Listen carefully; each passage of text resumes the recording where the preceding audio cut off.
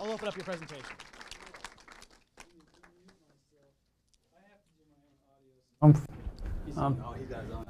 I'm familiar with how to do all this stuff. There you go, you're live. Thank you, Andy Shipsides, everybody. Let's give Andy a hand because he's awesome.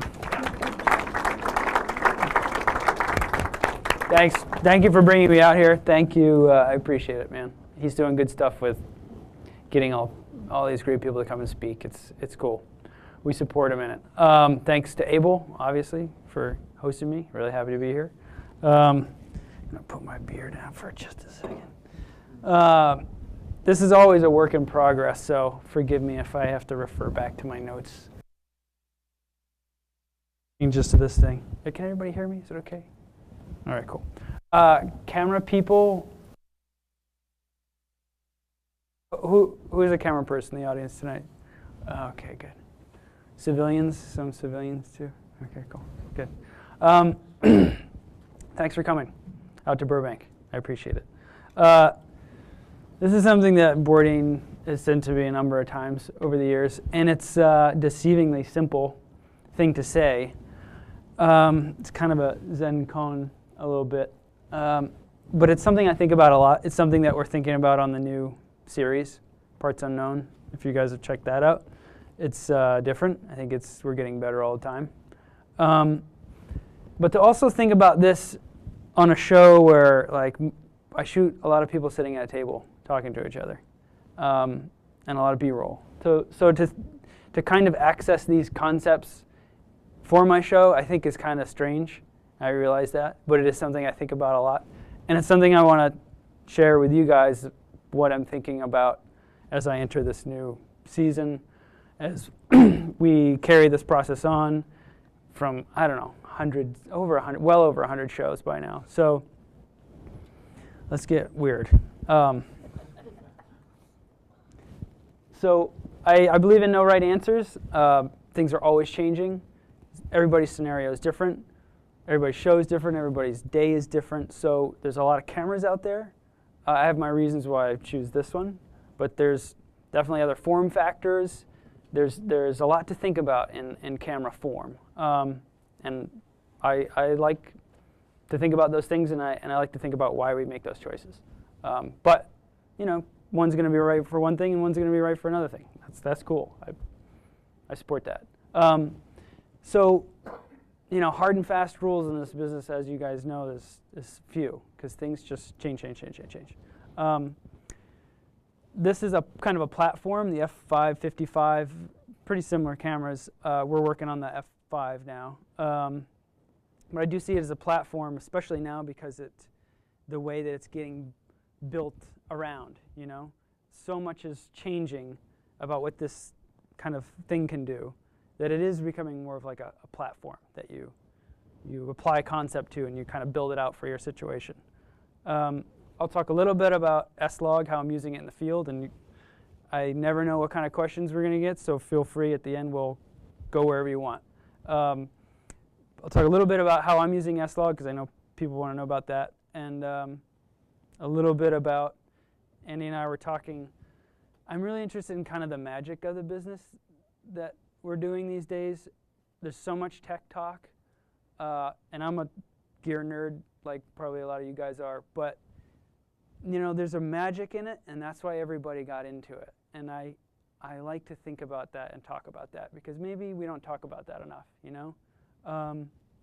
So I've written about this a little bit, but Margaret Mead, the anthropologist, you guys know her or not, but she has this interesting discussion with a cameraman collaborator, Gregory Pattison, I think is his name, about how to record life. They're out there, they're anthropologists out there shooting situations, trials. And they had this conversation about, do you just put the tripod on the sticks to record the thing? Or do you try to, and he's saying, no, I want to take the tripod out, like art, And that's going to always be there, that question of, if we're out to record a thing, what's the purpose? Is it more useful if we go towards the art side and try to make it, a piece of art, or is it more truthful if we just, this is what it is, there you go, you know? Again, probably no right answer on that, but it's something I always think about, balancing those two worlds. And that balance, it just comes back, it always happens. It's something I think about all the time when I'm shooting. Am I recording, to what extent am I recording this event, and to what extent am I trying to give you an impression of an event, which maybe will be closer to the truth. This is something I'm really interested in, is you got to start with a theory. You got to start with an idea before you walk into a project, right? I mean, it might actually, I take it back, it might be totally interesting if you walk into something and have, how's it going? If you have no idea what you're doing, right? But generally, we have a theory.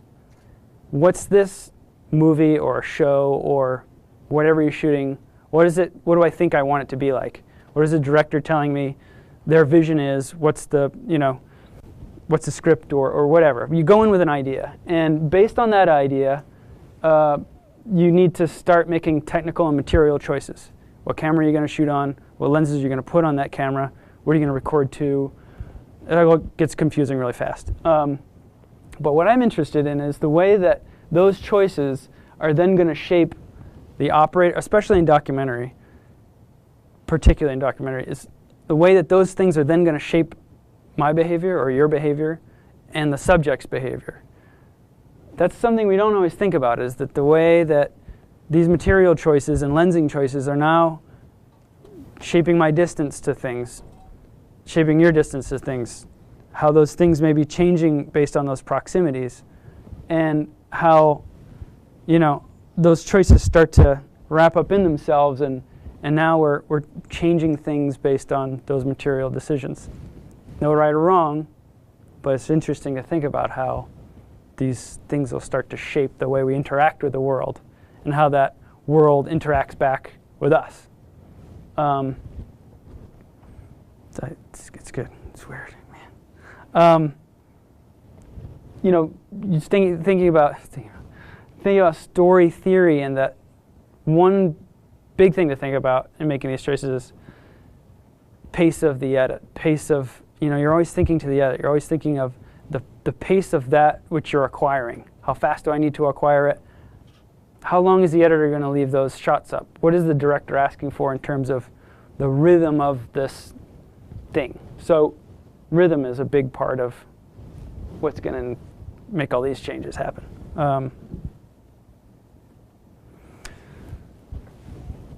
Boundaries. We always have this. You know, for me, there's these moments and information happening in the world, and my job and your job is to get those to the audience, right? And the more direct, in the ideal world, the more direct and intense those moments are, or the more clear, right? The more clear that information is, and that direct pipeline to the audience, kind of the better. So in getting these moments in the world and information to the audience, we've got to go through all this stuff. Mind, body, you know, obviously I have kind of I'm going to put kind of a documentary slant on this, although you can apply this to everything, features and commercials, whatever. Those moments coming through the mind and the body and through the camera and through that camera form, through the lens, through those lens choices, and all the way out to the audience, and thinking about that as you're in that moment and thinking about the audience, you know? It's so much information at the same time. But boundaries, especially in our show, you know, for me, you got to have it's the will to go get the moment, you know? The desire to go get it. You know, it sort of starts there. Without the will, you can't have the vision. But you also have to have the vision, which goes back to story theory, about how do you want to see this thing? How do you want the audience to see this thing? How do you want to experience that? Time, budget, energy, you can't get around those boundaries, you know? They're always there. For us, jet lag, climate, you know, no sleep, could be language barrier. You know, you have all these, we have all these crazy boundaries to get through all the time, but it's the sort of the will and the vision that's going to get you there. And I really think to think about the mind, that's what you have to get through. That's the hardest, that's the biggest boundary there is having that vision of how to shoot the thing, and it's hard, to wrap your head around. If you really want to think about how to shoot something differently, that's a tall order, because you got to. It's deceivingly, but all of that can be surmounted, obviously, and how the lens and the frame is also a boundary. I'll get to that next, but you can even think of that as a boundary to be overcome, Cinematic risk. This is, I always feel weird talking about this because it is like, it's a show about often two people sitting at a table, and I'm like, why am I even talking about this? But we have these conversations, directors and the DPs on the show, and the producers this is the stuff we talk about now, What do I mean by cinematic risk? What is risk? Well, all of what we're doing revolves really around these critical story points, whether it's a how-to show or whether it's Terrence Malick being really ethereal. There's some critical story points there, and our job, more or less, is to go out and get those. Hence, built around those critical story points, we've built a whole system around classical coverage and making sure how clear that information is being translated. As those moments happen, how clearly are we getting those moments and giving them to the audience? And that's what's safe. That's safe. There's nothing wrong with that, but that's what safe is. It means we get it. Oh, I got it. This is what the character's saying. Okay, good. No questions about it. The character's having a moment. Great. 100% translate. We get it. But as you move away from taking things so literally, that you're moving into this unsafe world. And what I mean by that is that two things. One thing, from an operational standpoint, is are you missing the moment? Which is what, for us, we don't get second moments. Like especially on my show, there's no second takes. There's no second chance. If you miss it, it's gone, and it's not good. You don't want to do that. You get in trouble for that. But it's like that for everything else in a way, I mean, things only happen once, so we all can kind of be in that mindset whether we get a second chance or not, because it's kind of true. You don't actually get a second chance at that thing.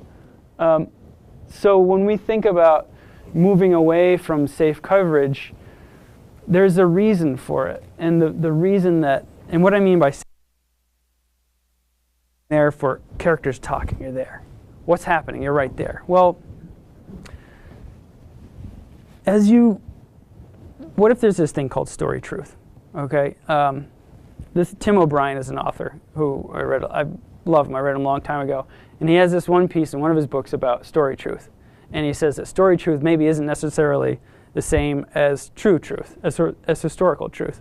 Meaning, and it kind of goes back to what Margaret Mead's conversation was, is like, just because it isn't historically true doesn't mean it's not really true.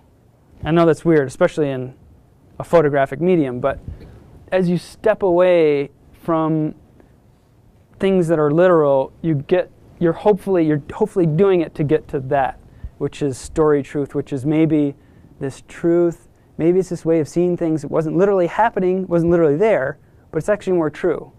It's impressionism, where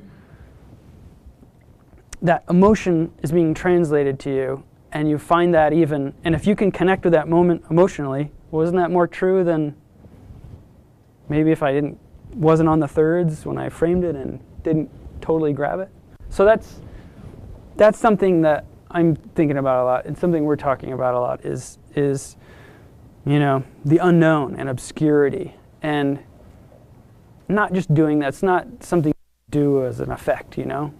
It's getting off the well-beaten path for a reason, and that reason might be to find something that's even more true than you thought it was, if that makes any sense at all. It doesn't to me sometimes, but that's why I have to have these graphics, so get reminded of it.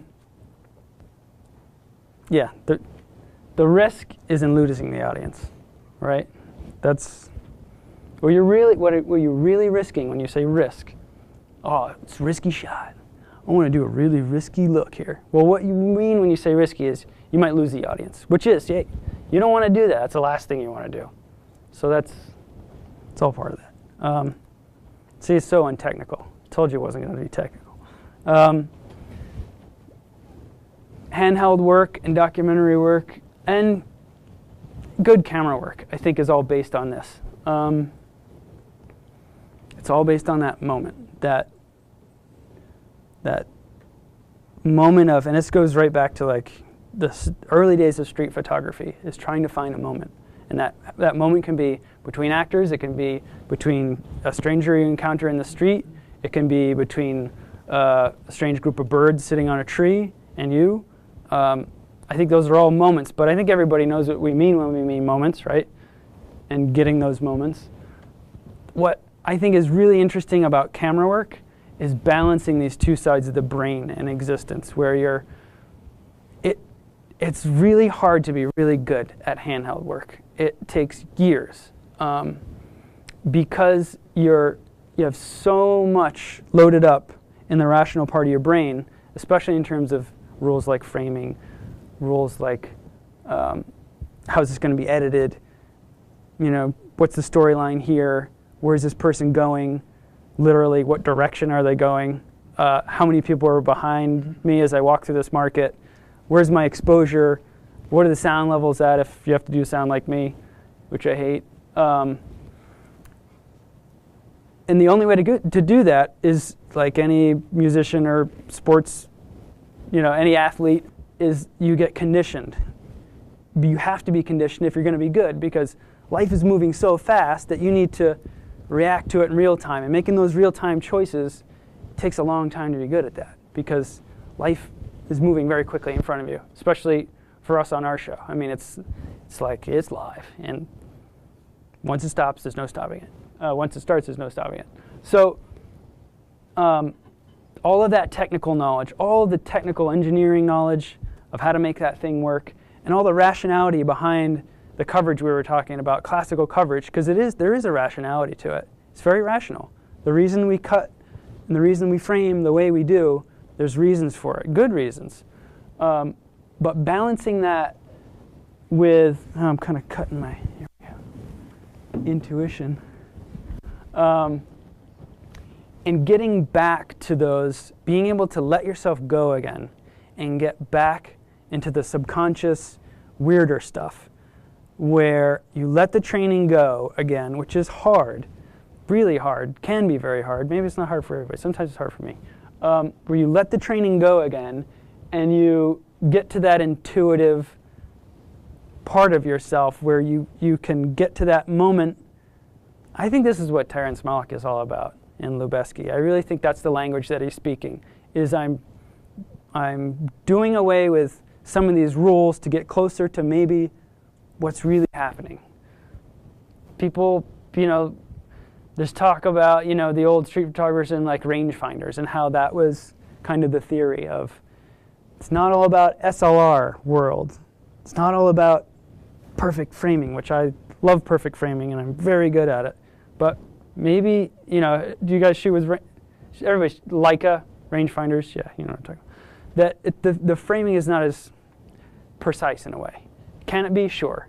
But the camera is sort of designed so that it's not. And when you engage the world without precise framing, what's happening? You're engaging moments more. You're approaching situations more. Less about this and more about this.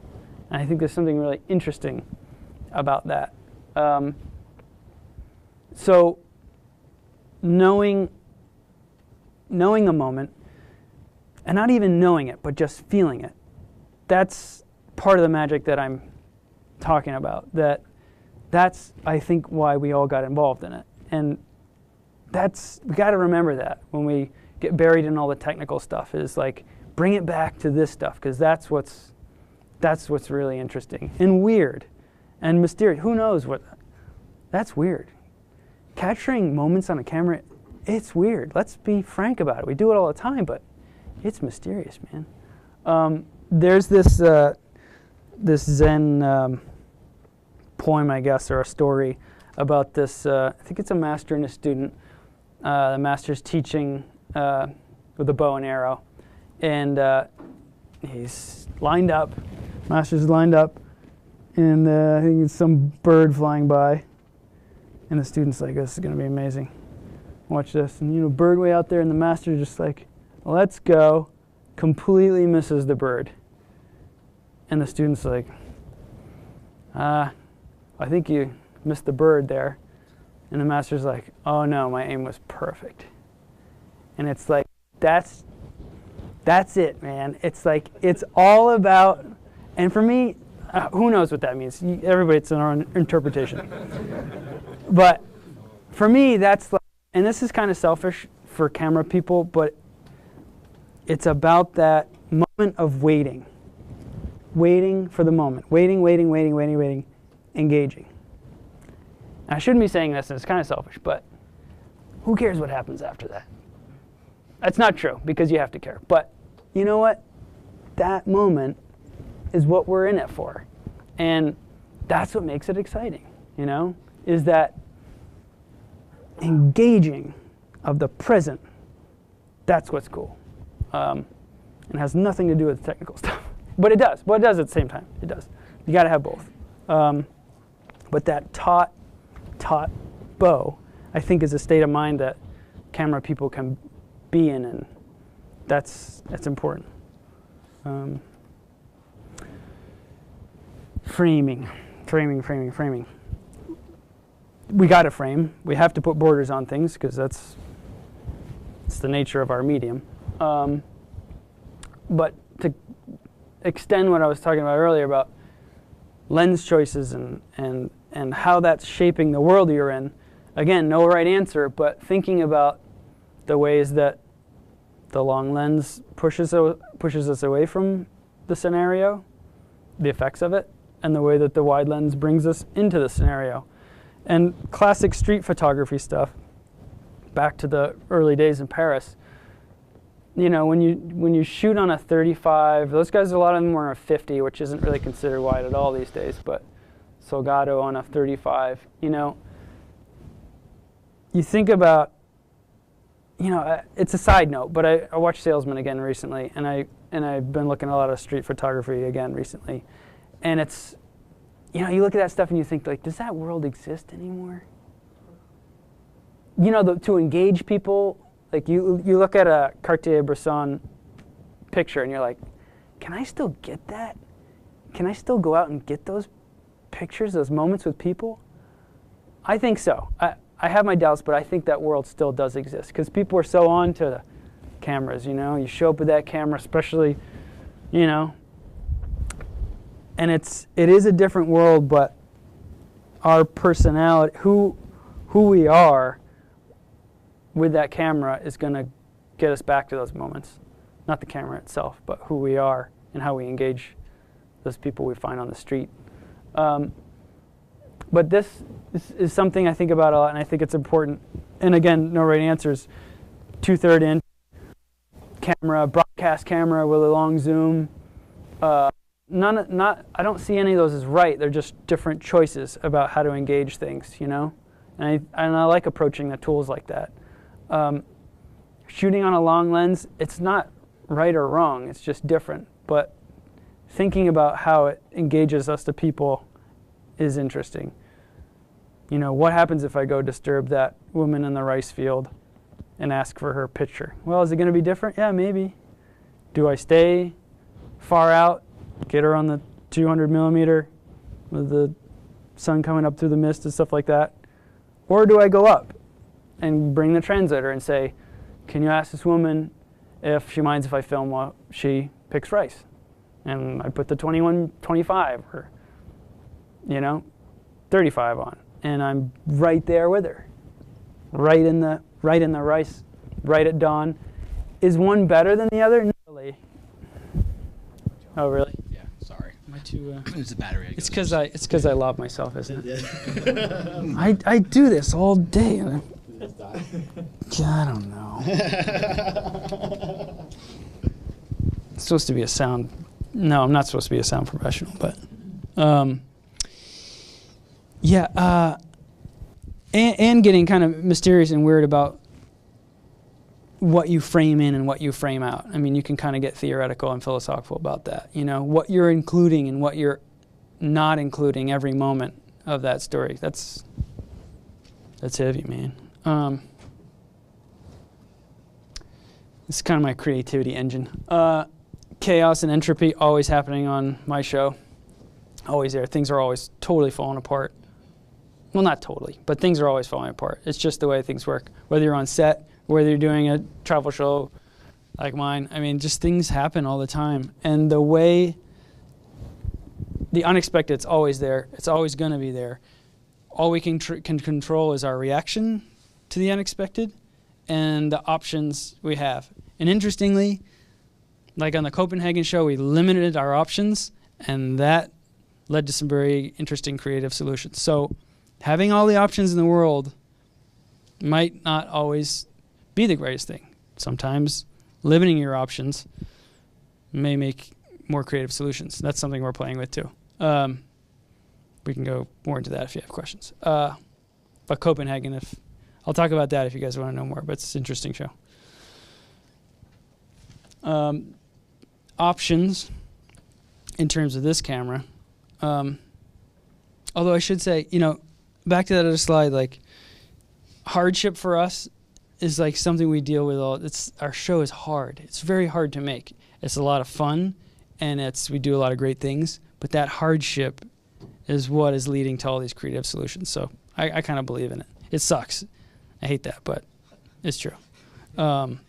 Okay, so what are my options? What are my options in documentary? What options do I need in my unpredictable, wacky, crazy world to help me out in my doc scenarios? Not that you can't apply all this to feature stuff, because you can. But a high ISO, that like totally changed everything. Being able to shoot at 3200, which we do all the time, and 6400 ISO, that changed everything. Being able to walk in these dark scenarios with little, if I didn't have time to light, and still being able to get something, or walking around on some city street with just available light and seeing cities at night that I'd never seen before on camera. I mean, that's cool. That is different, you know? That 32, 64 high ISO stuff, that's cool. Really saves your ass. S-Log and high dynamic range, people don't usually think of that for documentary, but that's a huge asset. I think more than feature world, because in features you can always, you've got people to help you control things. In documentary you don't always have that. Therefore this is when you really need S-Log, you know? It's when it's going to help you the most. The camera's rugged. I'm not even going to say anything because I need some wood to knock on. It's been rugged. Yeah, we're definitely throw salt over the shoulder kind of people. There's some wood. Yeah, S/S cards. Man, we've beat on those cameras, and I probably shouldn't say that, but yeah, they're rugged. They're totally rugged, and all the format options is another option that you want in your back pocket. Other options, which I think are really cool, that it kind of makes me sad to look at. I wish I had these 10 years ago, but Super 16 on this thing is going to be here very quickly, and that's going to be really cool. Being able to lens up with Super 16 zooms is going to be cool. If you have questions, I'll talk more about that. There's a B4 mount if people want to do that. You know, for wildlife or sports, I mean, that's amazing. You can put your old zoom lens on there. That's crazy. Super 35, like we've all been shooting. Still beautiful. You know, people didn't know if you could shoot docs in Super 35 at first. You know, somebody always has, but there was a lot of questions. It's totally possible. It's beautiful. And you can put 2x squeeze anamorphic lenses on that thing, which is crazy. So to be able to do all that stuff with one camera, which I will do all those on my show, is pretty awesome. It's really awesome. It's really crazy. Technical stuff. I don't know if you guys want to get into that or not, but this is S-Log. This is the way I'm shooting S-Log.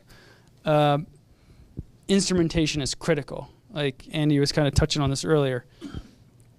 Can it be done? Yeah, I shoot it on the fly all the time. We don't have a lookup table yet. We are greatly anticipating that, being able to look and shoot in Rec 709 while we're shooting, but can you shoot without it? Yeah, I do. We do it all the time.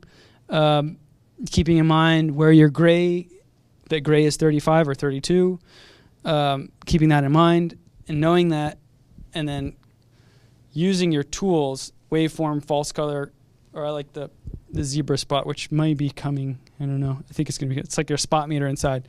So if you want to get more into that, I'll tell you how I use those tools. I don't know if you want to know about that.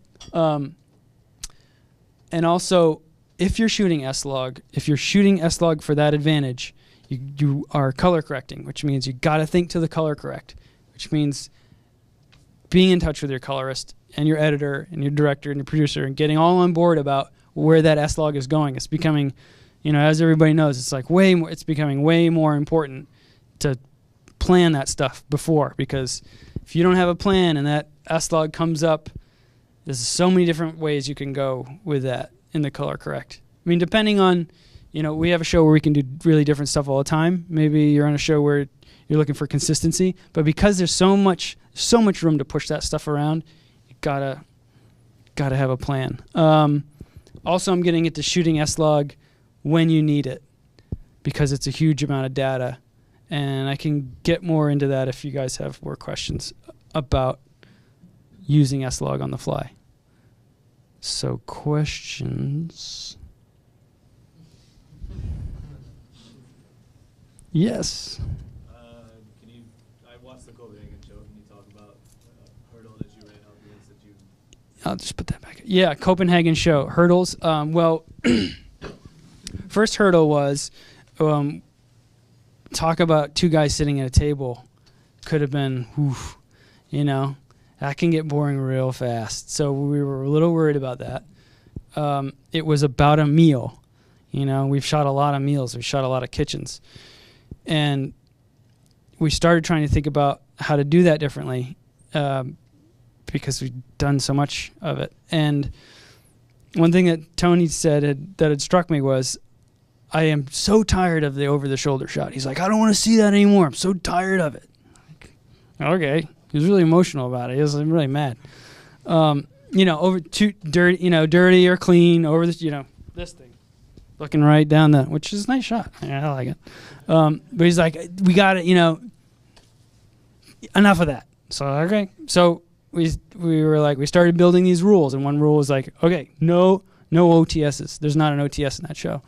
It's like, okay, can't do that. It's illegal. And I think the best, in terms of limiting creativity, starting to build rules is kind of a good way to like boxing yourself in like that, even though it sounds kind of counterintuitive, will actually lead to other solutions. So that was one. We also said we want to limit our lenses. And we really, the whole thing is shot on like 2 lenses. It's almost kind of one lens because there's probably a couple shots on a 50 millimeter, probably a couple. Might be a few 18s. I mean, I don't know. I'd have to look at it again, but it must be 95% of that show is 2 lenses, and then another percentage of macro. So you're looking at a 2-lens show. That's what happens in a 2-lens show. It was a 35 and a 25, and obviously being influenced from like Lubeski and Mount Tree of Life, watching that and thinking about that language and what was trying to be said there and how it was trying to be said. We also said easy rigs, which I think best use of an easy rig is getting a camera in a different position. It's not, sure, you can use it to take the weight off the camera all day. That's fine. It's not wrong. But I think it's really better served as you know, when you're shooting with this style camera, it's usually going to be here. And one reason to choose that camera is because if you're, you know, for me, choose a camera and a lens based on choose a camera body based on where the lens is going to be most of the time. So I shoot a lot of people like this and a lot of people like this. So given a camera like that, if I want to start putting the camera here or here or here or here or, you know, this thing, then an easy rig is perfect for that because, you know, this is gonna get old. And it actually encourages different operating, dutching and, you know, seeing the world in a different way because you're putting the camera in different places all of a sudden. So that's why we use the easy rig. Tried to always keep the shot moving and tried to get off the thirds, which is hard to do. I was kind of saying that earlier. It's hard to like do that, you know, like I read an article about Lubeski and Malik and him saying he had the support of the director. He could do it because he had the support of the director because the director had his back and was like, go for it. I'm with you. And our director, Tom Vitale, was totally like that too. He's like, go for it, guys. I'm with you. And if you can work on projects like that, you know, and have EPs and directors who support you and stuff like that, you can get amazing stuff done. But I do really credit them with like having our backs. So easy rig, limiting the lenses. And again, you know, meaning if I want a close up, if you're going to need the close up to cut, then yeah, you got to be in here with this beautiful woman. It's my wife. But you know, all of a sudden you're doing this and you're seeing so much of the world out there around you. It's different. It changes things, you know, rather than backing off and being in, you know, on your 85 or whatever. Right or wrong, no. Both are cool. But making those choices, we had to run around a lot more to get coverage because now if you're on one lens, you know, it's two-shot, single up, getting up from the table, right? You know. So, but it's cool. And all that, it put all that energy back in there. All that energy of being like, oh, shit. Oh, here we go. Oh. It got in there. And that's what brought life back into it. So it was good. I look forward to doing more of it. Did that in turn also, that moving in and out affect the relationship between your subjects and the people in the environment and everything? Yeah, sure, definitely. Yeah, it definitely changes. Well, that's a pretty mellow country where we weren't like packed environments. I feel like we did a lot of walking with like two guys, you know? But that kind of, I would think about that in an environment with a lot of people, then you would start changing stuff, you know? You'd start changing behavior. But we were able to get, like, what's cool about the kitchens in that show is, like, with those easy rigs, we were right in there, right in the action. And you really feel that, you know? You're like, that kitchen is just happening, and you're, like, right in there. That's cool, you know? And seeing the chefs change their behavior about, instead of, like, being like, give them space, they're, like, just jammed right in there, you know? So, yeah, it was cool. It was cool. Yes? How many hours of footage do you shoot to make up one episode? It changes a lot. It could be 40 to 90 or 100. Yeah. Yeah, I feel like it averages, like, I don't know, 60? I'm probably wrong, but I feel like something like that. Yeah, once you get those high ratios, I hate doing high ratio shows, you know. It's just so much more for everybody to deal with, and yeah, low shooting ratios are good. Good for everybody. If you can do it, yeah. Yes? 2 questions. Yes? One ties to that. I wonder if you want to talk about the Congo show. I didn't shoot it. Yeah. It felt like it was a preview of a much longer series. Yeah, Tony's always wanted to do that show. Always wanted to do that show. We were prepping the Spain show and getting married. Yeah. But yeah, that was Mo Fallon. He's one of our DPs. Great guy. Very well shot show. Canon 5D and the PMW 200, which replaced the EX1. Yeah, good little camera, rugged. And then the other question, completely unrelated. Yes. I feel like sometimes you get the B colorist. Really? Yeah, some of the Until shows are Steve. so beautiful, but every Yeah. once in a while you'll see one episode where you're like, I could do Color-wise? that. Yeah. Color-wise? Can you think of two to compare? No, I'm sorry. Yeah. I can't give you specific. Yeah. Yeah, I don't know how to I answer think that The one. Getaway would be a better example, where like certain episodes of The Getaway look like they were done by the A crew, and certain episodes of The Getaway are like, it doesn't look as good. There could be different time. You know, Getaway was not a 2.5 day color show, I don't think. No, maybe it was. Schedules, you know. Basically, I have like one colorist, Steve Bagani, who I did a talk with and was at Sony. He's awesome, man. He's like, he's done every Emmy award-winning show. I mean, he's like, all of our Emmys, that's Steve, yeah. Yeah. Yeah, and we're doing a lot of power, you know, as many as we can, and we're really, really trying to, we have this ability to like make each show look different. Like it's, so few people get that opportunity, and we're really trying to embrace it as much as we can. And it's like, it is a mental game. It's like, well, once you have that mandate, it's like, well, how different can you make it? You know, and not just to make it different, but, and one of those things is color. Like, you shoot these big files, you shoot S-Log, you shoot 10-bit. I mean, you can push that, you can do two completely different looks with that same footage, and we're trying as hard as we can to make those shows look different. Yeah. Yes. Just curious, for each show, what's your sort of standard prep, scout, and production time schedule? How far ahead are you working at it, or who's doing that? Standard production times. Well, it's different. It changes a lot. Every show is kind of different. Like, you know, Bourdain might be thinking about a show for year. He might just have something in his mind for years. We might have a fixer that we've talked to 1 year that's been kind of mulling over ideas for a whole year.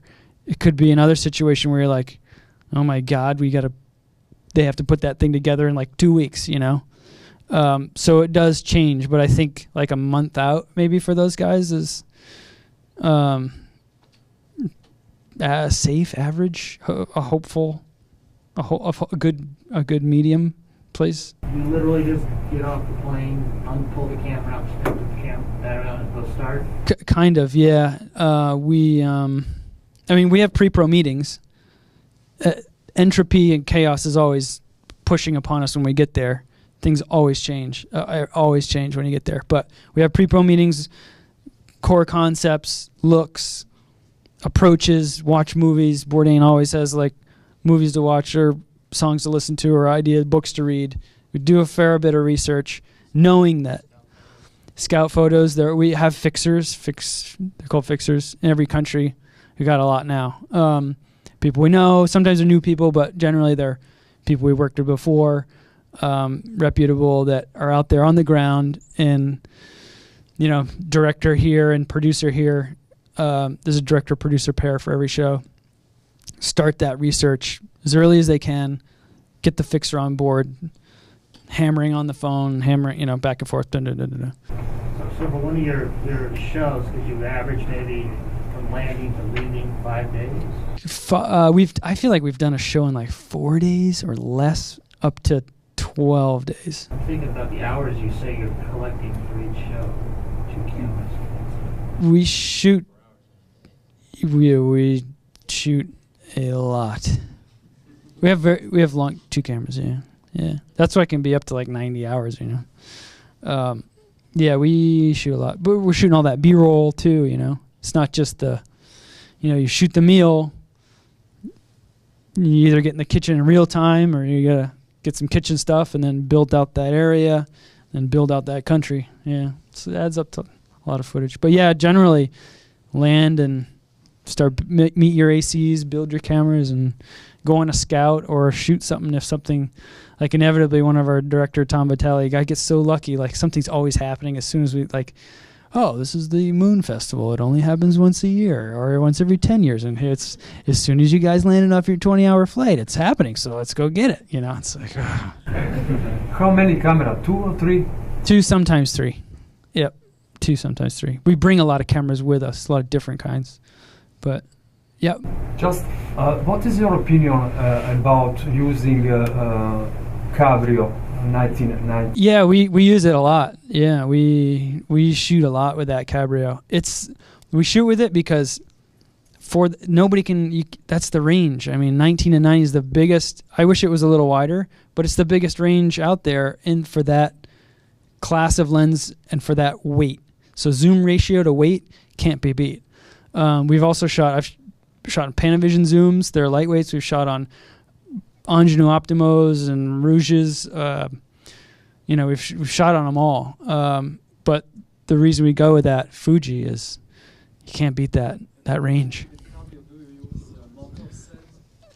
Do we use a servo? No, we take them off. Shouldn't say rip them off. Right?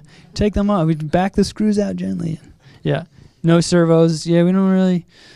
We're a kind of. I mean, I don't think anybody leaves the servos anymore. We like that manual touch, that human feel.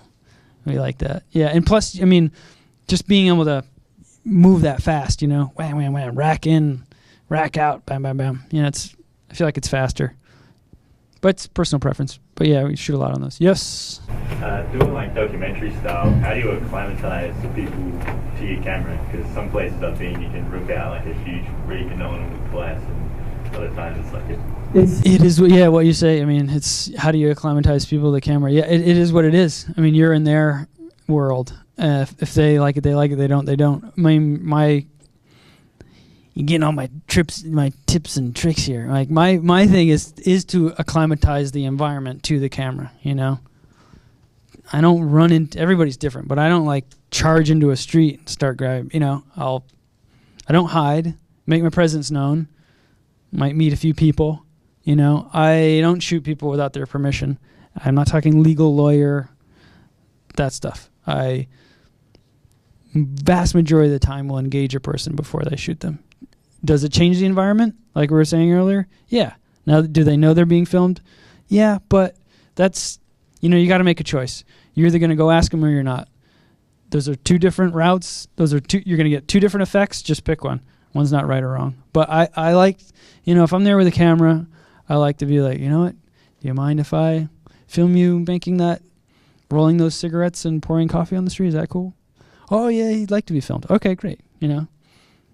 I'd rather face that than like, and there's two schools of thoughts on that, you know, better to ask for forgiveness than, you know, beg forgiveness than ask permission. But I'd rather have that and then back off and, you know, people kind of get used to you, acclimatize, and then get the stuff rather than being like, what are you doing, you know? Because, you know, that spreads, you know, spreads in your environment, your little petri dish. You know, you start making people mad and, I don't know. I get the best out of people for me when I go ask. Yeah, Libya was, again, just like that, you know, acclimatize, don't go charging in with, you know. But, man, most of the time in most places in the world, people are like to have you around, you know. There's still places in the world where people are honored to be photographed, you know. They're like, okay, yes, great, photograph. Yes, you may. You know, they'll be like, no, you cannot. Okay, yes, you may. Yes. Or bring their children in, you know, like, no. Yes, okay. Or not me, them, you know. But yeah, better to ask for me. Yes. Two questions. Number one, you bring up a good point. You have a lot of people in the background, and you are shooting a show for profit. Yes. Releases required, or what? Ooh, that's a whole lawyer question, which releases bother me, man. It's hard. Releases are hard for me because I probably shouldn't even say that, but it's like I like a personal rapport. If I'm photographing you, we have a rapport. Even if I don't, I will make eye contact with you, and obviously I have a camera. I like that. For me, that's good. When people have to go in with, papers and can you sign this? And yeah, I get it, but bugs me. So nothing's come back or no issues? No, I mean, yeah, they get releases, yeah. Yeah. Yeah. There's rules on it. I'm not there, you know, like, is this person speaking? Are there, you know, there's, yeah. It's, that legal world, I get it, but man, it's a downer on my B-roll, man. And not because I'm like sneaking up on it, you know, not because I'm like, hey, you know, but because it's like once the contract writing comes out, I understand. But it's like that's when I like the personal rapport where it's like, good. We good? Cool. Thank you very much. You know, I like that street. It goes back to like the street photography roots. It really does. It's like, you know, I wonder if those, you know, did Cartier-Bresson, was he asking people for permission for those photos? I wonder. Does anybody know that? Does anybody ever wondered that? What's that? Is it really First Amendment right? Okay, there we go. It was a different day and age. Yeah, that whole legal question wasn't out there, which is, you know, we were saying, does that world exist anymore? I hate to be cynical and say it doesn't. But it's, you know, like shooting B-roll in New York, it's tough. It's hard. I get why it's hard, but it's hard. Yes. What's been your favorite moment you've captured? Favorite moment? I can't answer that. That's like, what's your favorite meal? So many. Eating at my mother-in-law's is my favorite place to eat. Being with my wife in Spain is my favorite country. Shooting. It's a hard question what my favorite one is. We really have, like, the way I would answer that is to say every place has, and this sounds cliche and it sounds like, oh, yeah, it's such a cop-out, but it's true. Every place has something great about it. Some more than others, but you hang out, you find that moment. Southeast Asia, man, I can't even, I don't even dare say like Cambodia or Vietnam. Yeah, it's because it's true. It's like Maine or Texas or it could anywhere there's been, we'd have to sit down and have beers and I'd start telling you all kinds of stories, but every place has something really awesome about it. Spain is great. Yes. Sorry. Yes. I know you're native, but can you talk about the audio? Yeah, audio. Yeah. Really? God, I feel like I leave the mics exposed all the time. Can I talk about? Yeah, you did. Which scene? Yeah.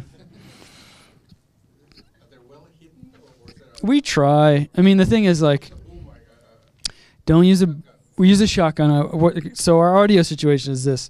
Bourdain has some kind of fear and loathing for sound person on set. I don't know why. Nobody really knows.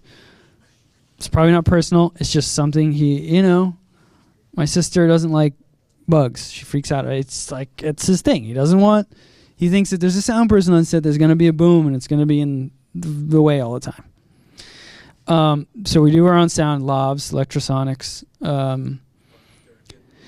I try to hide him. He doesn't like being loved, I can't mess around with it for long, or it's like, give me that thing. And then sometimes he'll put it on himself, and then, if it scratches, it's a double-edged sword, because you're not allowed to futz around with it, because I get it, he's like, what are you doing? I'm standing here, like, fix it, But if you don't do it right, and then it scratches during the scene, you got to stop the scene. That's like the worst thing you can do ever. Oh, that's bad. Yeah, we monitor on your audio. One track. No, God, I wish we had a sound person. I really do. But, we do the best we can. So to answer that hidden thing, it's like, yeah, sure, I'll try to hide it. We'll all try to, the other DPs on the show, and I will try to hide it. But if it's scratching, it's like, hey, man, we're not going to take the time to, it's like, fix it. Just put it out. That's the way it is, It's kind of like our warning protest sign. It's like, help, If you see a mic out, it's me saying, like, help. It's like, we need a sound person, help us. Yeah. Yes, sir. Okay, I've got a multi-part question. Oh, Let me see if I can roll this up into Okay. something digestible. Okay. So, forgive me, I'm not all that familiar with the history of the show, but Yes. I'd love to hear you talk about what format was being shot before the F5. And you mentioned that you go places with multiple formats, and so I'm curious about, did this change to the F5 change the number of cameras you're taking in terms of like GoPros or 5Ds, and the evolution from maybe the smaller chips through the DSLR era, like some of the ways that might have changed things, and particularly crew size and roles and responsibilities, like because obviously with a camera like this, you may curious what you're doing for downloading, and then and again how that transition affected your work with a colorist, or is there a new paradigm? That's a big question. So I know it's a lot, but I think a lot of us will hear it. Yeah, I'll try to work backwards. Okay, big question. Evolution of the camera on the show and how we're working now, kind of currently with it. Well, okay, so I'll try to pack it all in there. We use ACs in country now. When we start shooting with the F3s, we would pick up 2 ACs in country. They don't pull focus, but they help us with a lot. Before that, we didn't have ACs. The show has seen a huge evolution of cameras. The EPs have always been really supportive of like this mantra of like new, embracing what's new, embracing technology, forging ahead, always looking ahead. I think we started on must have been the DVX back in the day. The camera that changed everything. Who had that camera? Come on. Yes. So for many years it was a 1/3 inch, small, huge zoom range, running around, getting in the, which you can, two of the guys who shoot the show with us, Mo Fallon and Todd Liebert, they love that. Mo's a huge fan of that. He loves that camera, loves that world.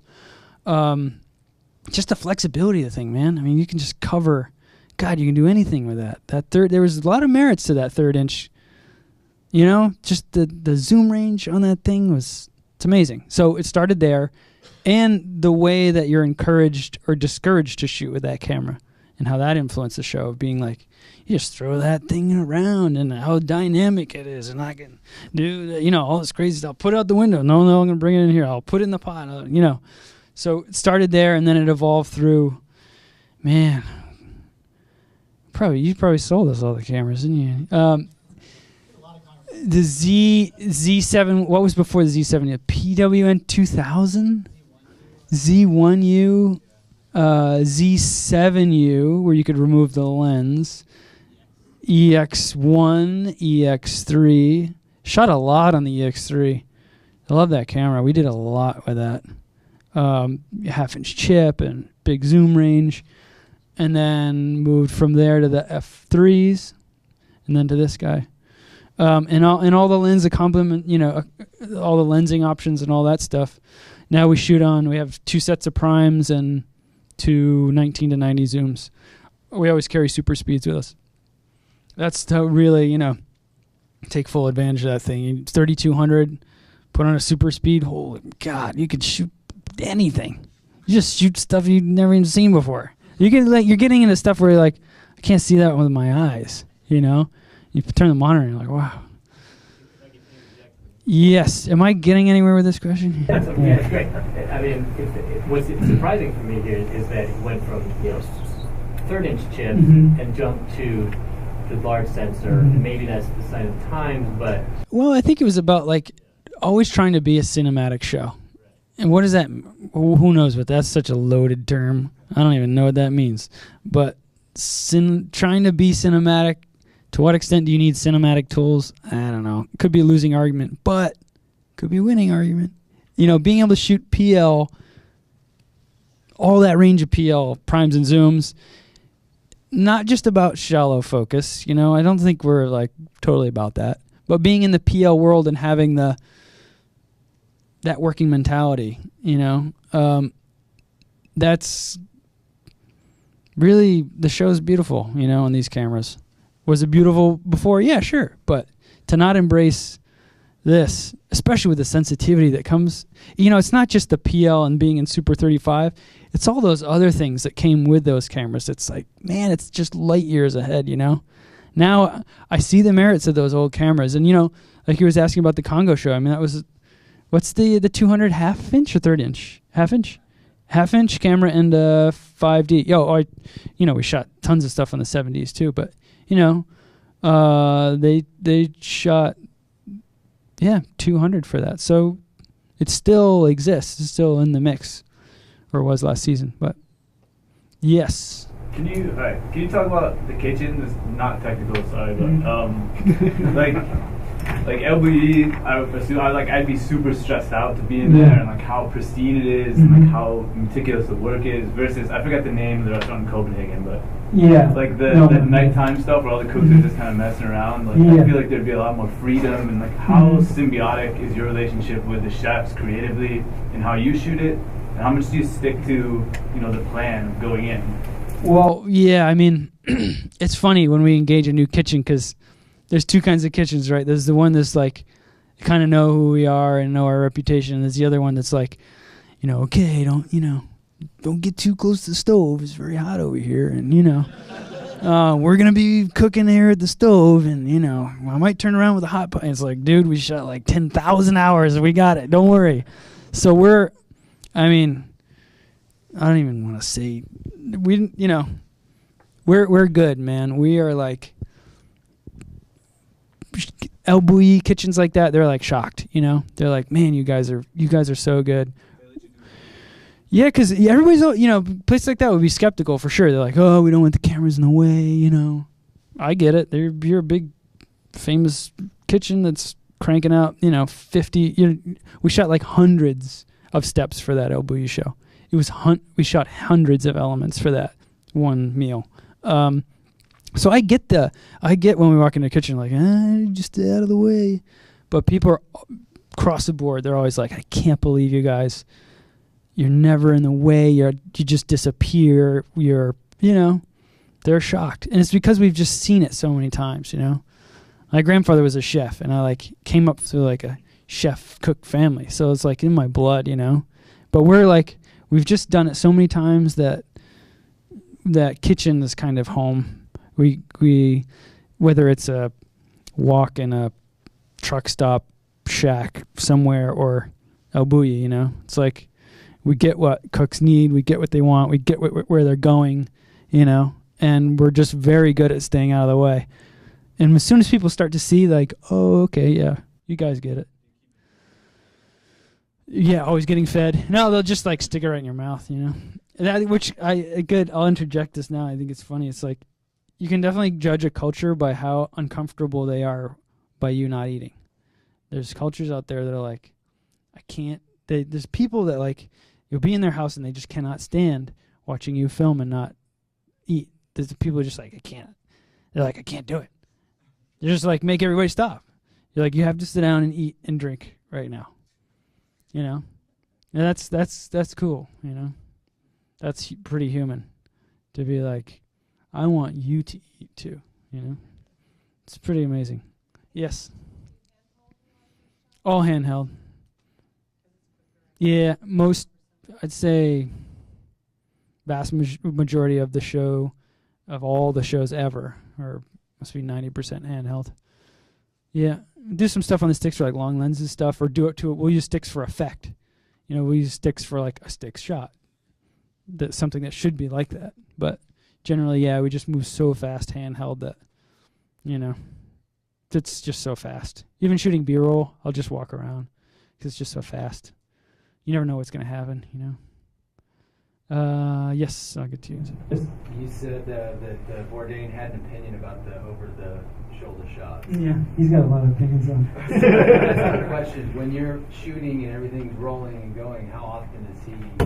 Oh, he'll never. No, once we're going, like that's the thing. Like once the train leaves the station, it's no stopping it. It's whatever happens. But yeah, in terms of like the guy's like an encyclopedia of film. It's really pretty shocking. He's got a really incredible memory of films and books, but he'll cite you very specific stuff. of like this scene, this movie. I find that very interesting when you think about that, you know. So he's not saying like, you know, shoot this frame here. It's even the directors, you know. We're not really built like that. We're like, you know, the DPs really frame it, you know. Framing is, they trust us, you know, to look over our shoulder but their story, man. These guys are, you know, it's a good partnership. It's really a good partnership. But yeah. Yes, sir. You mentioned the DVX, which was tape-based. Yep. Now, are you totally shooting the card? Oh yeah, right. Like, yes, it's a good question. I'll come back to it. Yeah, thanks for. Just out of curiosity, you're shooting one card, two card, backing up on location, Yeah, and then getting yeah. the material back into the States. So Yeah, we're an unusual. Well, Andy and I were talking about this earlier. We're unusual in that we bring all of our cards with us. That's a very big upfront investment, but it's probably the safest thing you can do because those S/S cards are really stable. I mean, those things are like, that's just about as stable as data gets right there. I mean, things are rock solid. So, you know, if you're going to take something off a S/S card, where are you going to put it that's more stable, you know? Backing it up, sure, that's a good thing. But our strategy is bring all our cards, no DIT, no AE in the field, you know, doing stuff. It's worked out for us to just hand them off, take a new set, go back in the field. And Post is very happy with that. They like that workflow. They would rather have it like that.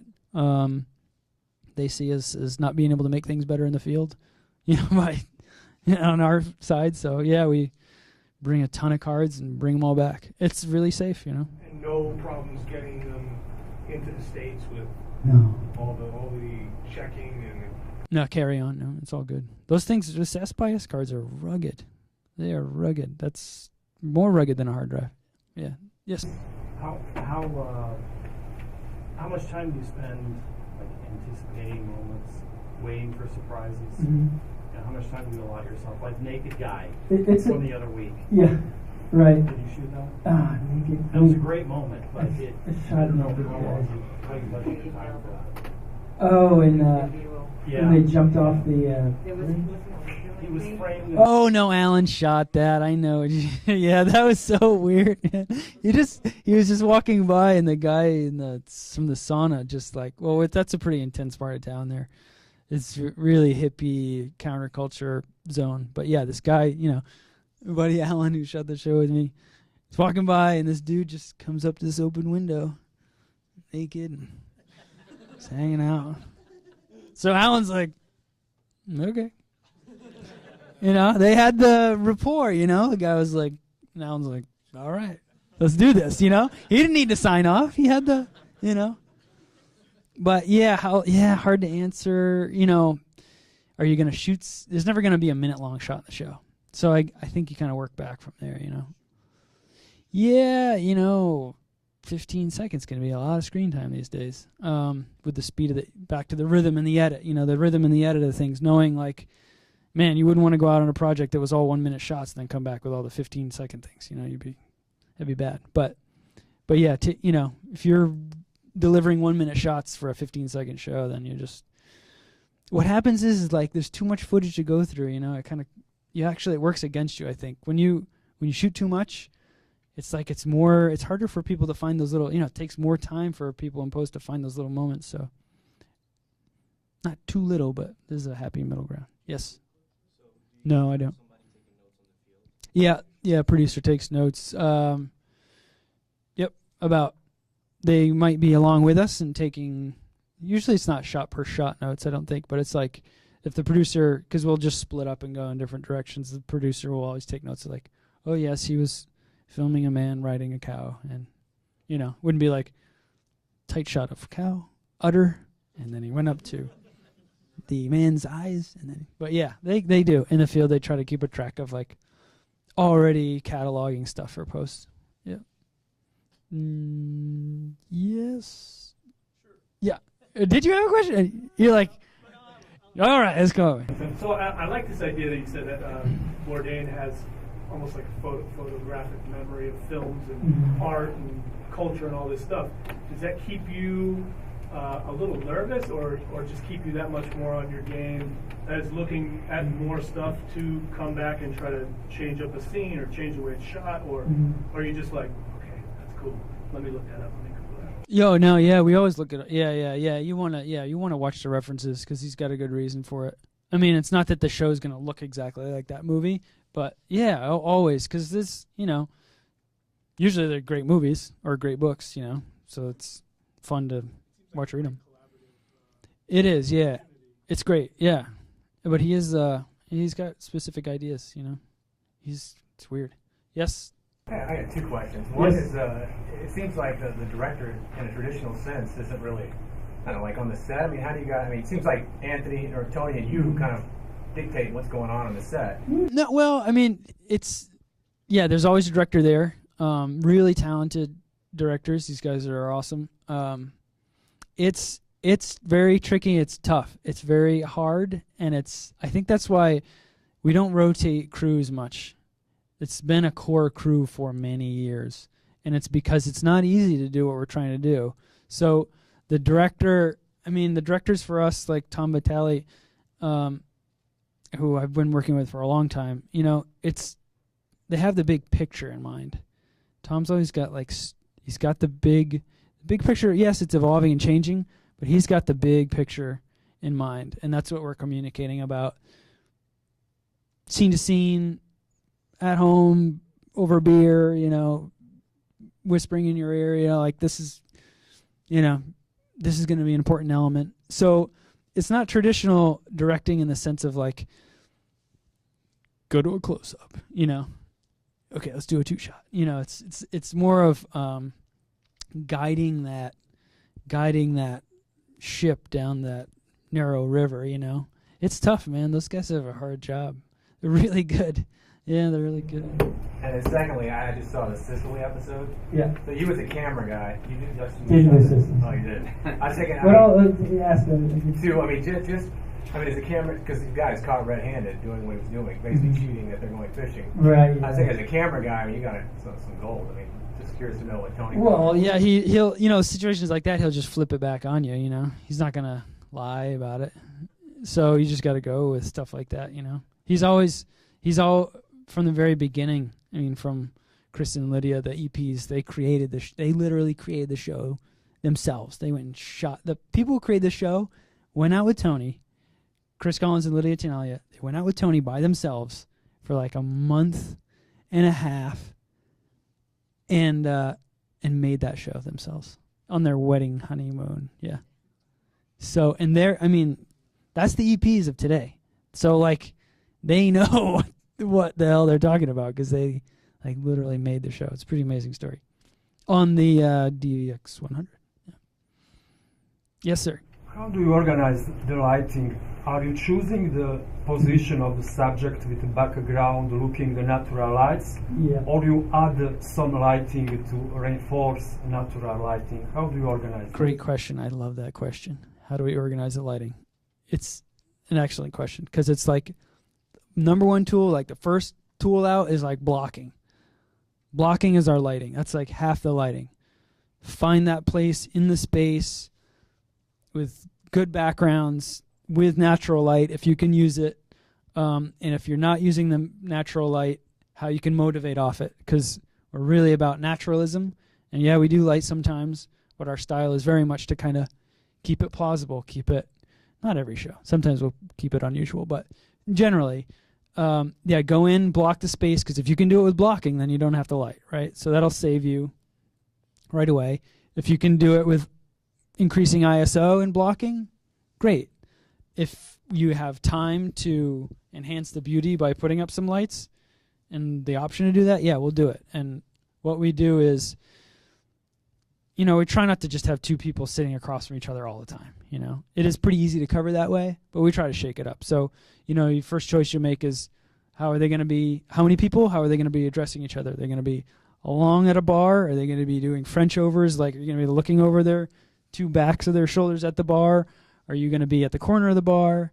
And we can kind of control all that. Tony hates blocking. Like with sound people, he just has this thing of like hates blocking. He gets blocking, but he doesn't like it. So he'll inevitably like do that thing all the time. So you'll have to, you'll see us like running around and try to get back into their faces. But yeah, block by lighting first, and then we do carry lights and modifiers. Like quick and easy one for us is strings of bulbs. I think we have, just like strings of Edison sockets. I think we have 24 Edison sockets in 2 maybe 20-foot lengths, and you can do anything with those, because everywhere in the world you can buy an Edison bulb. You can buy compact fluorescent or warm fluorescent or tungsten, screw those in. You have a pretty significant light source. So you can run those straight across the rafter. You could double them up. You could make them in a big pile for a single source. You could string them in a square and cover that with a 12 by silk. Often they'll kind of blend in with the environment. If you're outside at a patio at night, string those lights up. It looks pretty natural. Blends in with bar and restaurant lighting. You can jam them in a chimera pancake. You can wrap them with muslin. I mean, they're really, really versatile.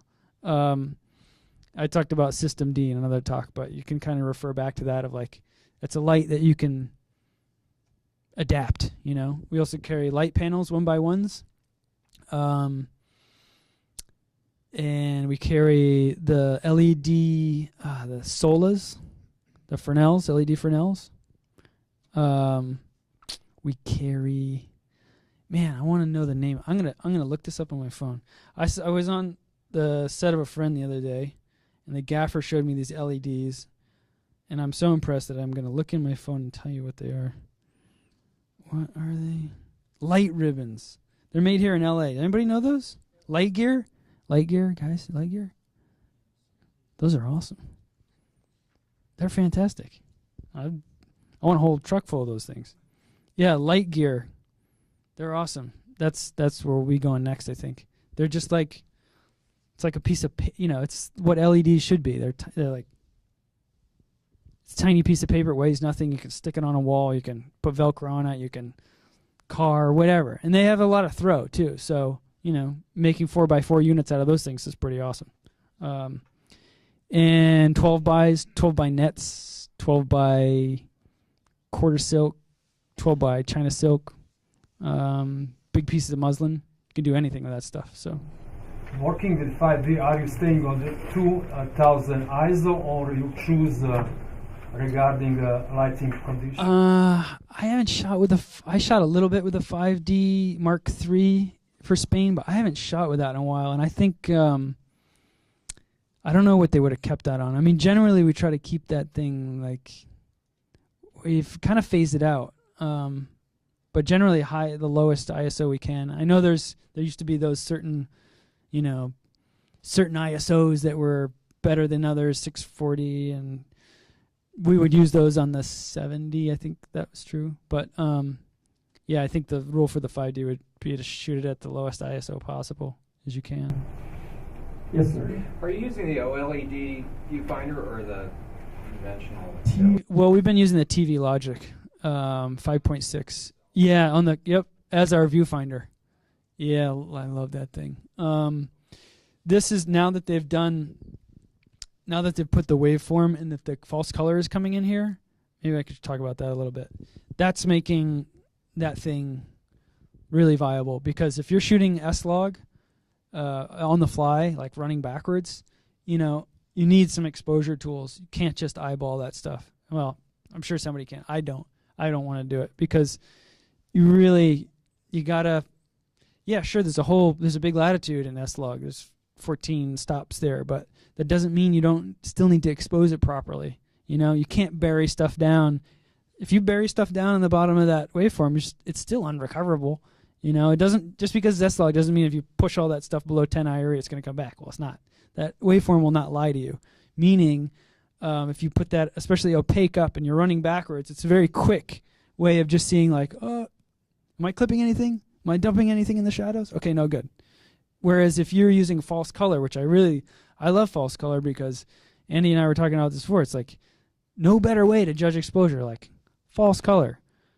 Oh, his face is 20 IRE and 40 IRE. It's like you're not reading the waveform anymore, you know. Waveform is best for me and Andy, I think too, is like it's a sure guide to where you are in that frame. Like it'll never lie to you. But you can't really run backwards with false color on, you know. You're not going to pull focus through false color.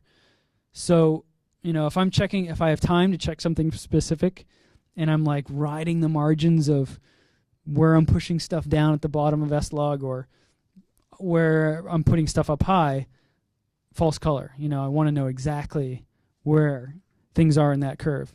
Whereas waveform, that's my safety run around thing where, oh my God, I just ran into an alleyway. Like, whoa, where is that? And okay, it's above 20. I know I can fix it. Okay, good. You know, yeah, those are really important tools, and those are coming into those, both that and Sony's viewfinder. So, yeah, did that answer your question? Well, when you say TV logic, are you talking about the 5-inch? Yeah, 5.6 inch. Yeah, we've been shooting on that for a long time. I love that. I love that camera, that monitor. It's great. Pull focus on primes on that thing. It's. So you're not ever using the eyepiece. I like the idea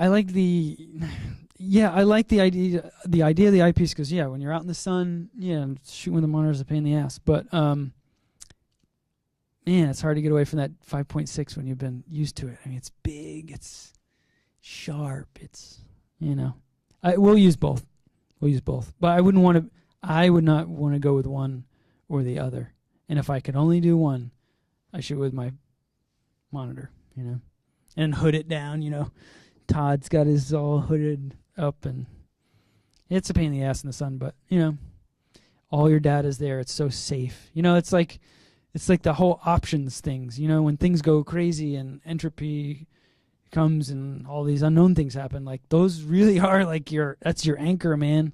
Like when things get weird, like you're flying in the rain on instruments, and you got to trust those instruments, which I didn't mention this before, but you got to test, like you got to test, got to test your workflow.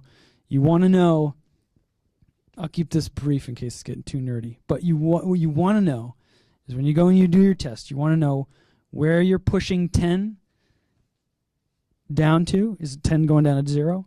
Where you're pushing 20, is your 20 IRE stuff coming up to 30, which it generally is coming up? Is your 30 stuff going up to 40? Generally, yes. You want to look at those values, and as you're looking at S-Log, you want to know, you have to imagine where those things are going. What does that mean in a real-world example? Well, if I've got a character's deep shadow side at like 10 IRE, normally if I wasn't shooting S-Log, I'd be like, oh, well, it's down there, but, it's on the edge, Well, in S-Log, in order to get the blacks back, I'm going to be pushing that 10 down to 0. So, ooh, sexy. Hello. Yeah. And, that 20 may be coming down lower. It may be going back up a little bit. That middle gray 30, that's going up to safe 40. So that's the thing with S-Log is you've got to know that it's going to be color corrected, which of course we do, and you got to know where those values are going. So as you're running backwards or whatever with that, you're seeing like, oh, okay, shadow side's at 20, totally safe. Will it come up to 30? No problem. Don't take my word for it. Just go look at it. Where can I bring 20 to 30? How does it look? Did it get noisy? No, it looks fine. Okay, great. How did it look when I brought that middle gray back up to 40 where it usually ends up when, goes on the Rec 709 TV signal? Oh, it's great. So it's perfect. So it's finding your margins of like, oh, when I tried to bring that 10 back up to 20, that got a little noisy. Whatever it is, you got to know that. Because otherwise, if you're using these false color and waveform tools and you don't know where those values go, which they will have to go somewhere when you correct them, but if you don't know where they're going, there's no sense looking at the test, In 709, yes, but in S-Log, no. Did that kind of answer more than a question? Test. Testing is unsexy. It's not very fun. Nobody likes doing it, but man, you gotta do it. I was just talking to Andy about, because this guy's the master of this kind of stuff. One strategy that I want to do this year is like, if you're shooting S-Log, I'll keep this brief. I know it's intense for people. If you're shooting S-Log, XAVC, 10-bit, it's a lot. That is a lot more data. That's a lot more color. That's a lot more fine gradations between those grays. It's exponentially more. Okay, so shooting on S-Log, my strategy is going to be, is like, if I'm doing that, record to the XAVC, you know? Do it to 10-bit. You're trying to pack 14 stops of data into a very small space. If you can go to XAVC, it's only going to be better. Have I shot 8-bit? Yes, thousands of hours. Does it work? Yeah. It's on TV, but it's going to be better with 10-bit. So if you're shooting S-Log, try to shoot that XAVC, 10-bit. If you don't, this is the strange thing, if you don't need S-Log, meaning if I'm in a dark bar, I don't have some blown out highlight that I'm trying to save, or I'm in a car, day versus night. If I'm in a car in the day, whoa, S-Log has like changed the world, because now I've got person in shadow and the incredible background going by outside, and now I can kind of save that background in a way that I never could before. Well, if I'm driving around at night, perfect scenario, now I don't have this super bright Baja beach behind my character. Now it's all kind of within that 5-stop range of brightness. Well, I don't really need to be shooting 14 stops of S-Log. So the strategy, one recommended strategy would be for that to use these hyper gammas. Maybe don't shoot S-Log where you're jamming all this info into 8 bits if you don't need it. If you don't have this super big contrast scene, devote more of the data to fewer stops, and you'll actually have more to correct with at the end. So S-Log, more bits. If you don't need it, shoot on more bits if you can, but you know, devote it to less bits. You get more out of it. Okay, all right. My wife's like, stop, you're killing them. Any more questions? Okay. Yeah. I feel bad for those people outside. Back's been pretty good. The DP, Todd Lieber, has been on the show forever. He does yoga every day. So yoga, Pilates, I think, is a good solution for camera people. You know, it's good. Gotta have that back. But yeah, yoga, Pilates, man, it's good. Core. I will say that. Okay, here's my quick spiel on that. Posture, you got to keep the spine straight, you know? And the way you do that is by rocking the hips forward. This I told this to an operator, and it changed his life. So by straightening the back here, you do that by doing this Elvis Presley thing where you pull the front of your hips up as if you were like pulling your suspenders up, and then straightening, you know, making your hips perpendicular to the ground. And you can feel the change in your operating, because it's like, I get like instant relief. You straighten your back by rocking your hips. Instead of going like this, you do it by rocking your hips forward. You roll them. You can feel your back straightening out. It's like, that will keep your back healthy. And also by pulling your breastplate up like this. I'm glad you asked that, because posture's huge, man. It's like posture is a really big, I think, part of life and part of shooting, because if you want any longevity in shooting, you've got to have good posture. And that means like sitting at the table and walking around and doing all the other stuff. It's not just in your camera work. You got to improve that all the time. So you bring there's like a string attached to your head here. You bring that up, which raises your head up, straightens the spine, roll the hips forward, pull the breastplate up a little, your shoulders fall back, and that'll keep you shooting like for your whole life. It's better. And you know what? It kind of wakes you up and like broadens your awareness. It's true. I know it sounds weird, but it's true. You get a little hook here, shoulders, you know, because you do this like rolled. You get stressed out and you're operating. You do this thing. You're like, fuck it, hour 12. You know, take a moment to do that. Oh, it's better. Roll the hips forward. Try it when your back hurts. Do that hip roll thing and see if it feels better, because it could be your spine pinching your nerves. And Pilates. Let's get real quick. You probably mentioned this. I know you mentioned the Copenhagen. Hey, I can talk all day. It's all these guys, man. You know. The Copenhagen. You mentioned you use just 2 primes. Yeah. Is that? I mean, for most of it. Okay. Vast, like 95%. Yeah. And is there like a go-to lens you have? Like, I mean, you guys are always running guns. Well, our 19 to 90 Fujinon zoom stays on a lot, but we also carry 2 sets of Super Seed primes. But go-to, I don't know. These days, I mean, I want like a 21. We don't have that, but that's what I want. But yeah, I like the wider end these days, but it's always different. We have an 85 that's beautiful. That 85 Super Speed Zeiss Mark II is pretty gorgeous. But yeah, it always changes. I'll say one thing and I'll change my mind next week. You'll be like, what the fuck you just said? Yes. You may have mentioned this also, but the audio, are you going directly in the camera or are you Yeah, electrosonics. But is it going straight to the camera or Yep. down the system? No. We carry like a 10 track, but you know, no producers want to use that thing without sound, man. It's complicated, you know. That's why you have sound people. It's like 10 track recorder is not easy. But we carry one with 4 extra sets of electrosonics that go to it. It's a great way to do it, but you know, there's a reason there's sound people. It's like it's a lot to. Yep, electro receivers right on the back by the battery, goes right in the camera, adjust the levels, run a shotgun for ambient. That's how we rock. Now, if we have more people, they'll run those to another, like a spare camera, like a 200 or something. They'll put 2 soundtracks, 2 packs on that, and a producer or director will monitor that. So have you found like the new firmware has been helpful? Firmware.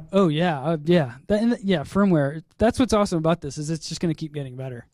They've designed this camera to be upgradable. That's the whole idea, you know, is to keep getting better. And if you look at they've charted out for how far ahead?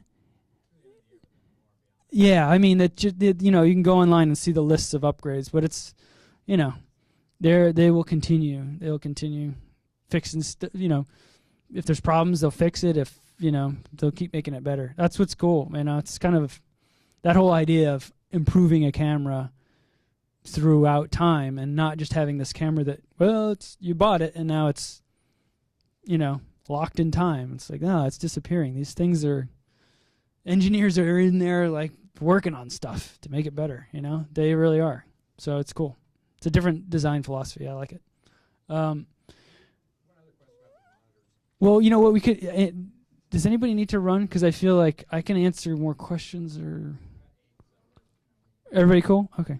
If somebody's got to go, I don't... We can hang out for another... How about we take like 3 or 4 more questions and then we'll break Yeah, I mean, yeah. I mean, I can go till 9 if people want to. I'm happy.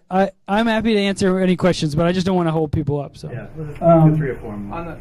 If you had LEDs on your monitor, would you feel a lot happier? Yeah. It's Sony. Sony knows. They know. Every operator's been like, we did a Rec 709. Yep. Totally. Well, I think. Actually, this is the way I operate with when I have LUTs. Is I don't always stay in my Rec 709. In my Rec 709, I want to check back and forth, which I do.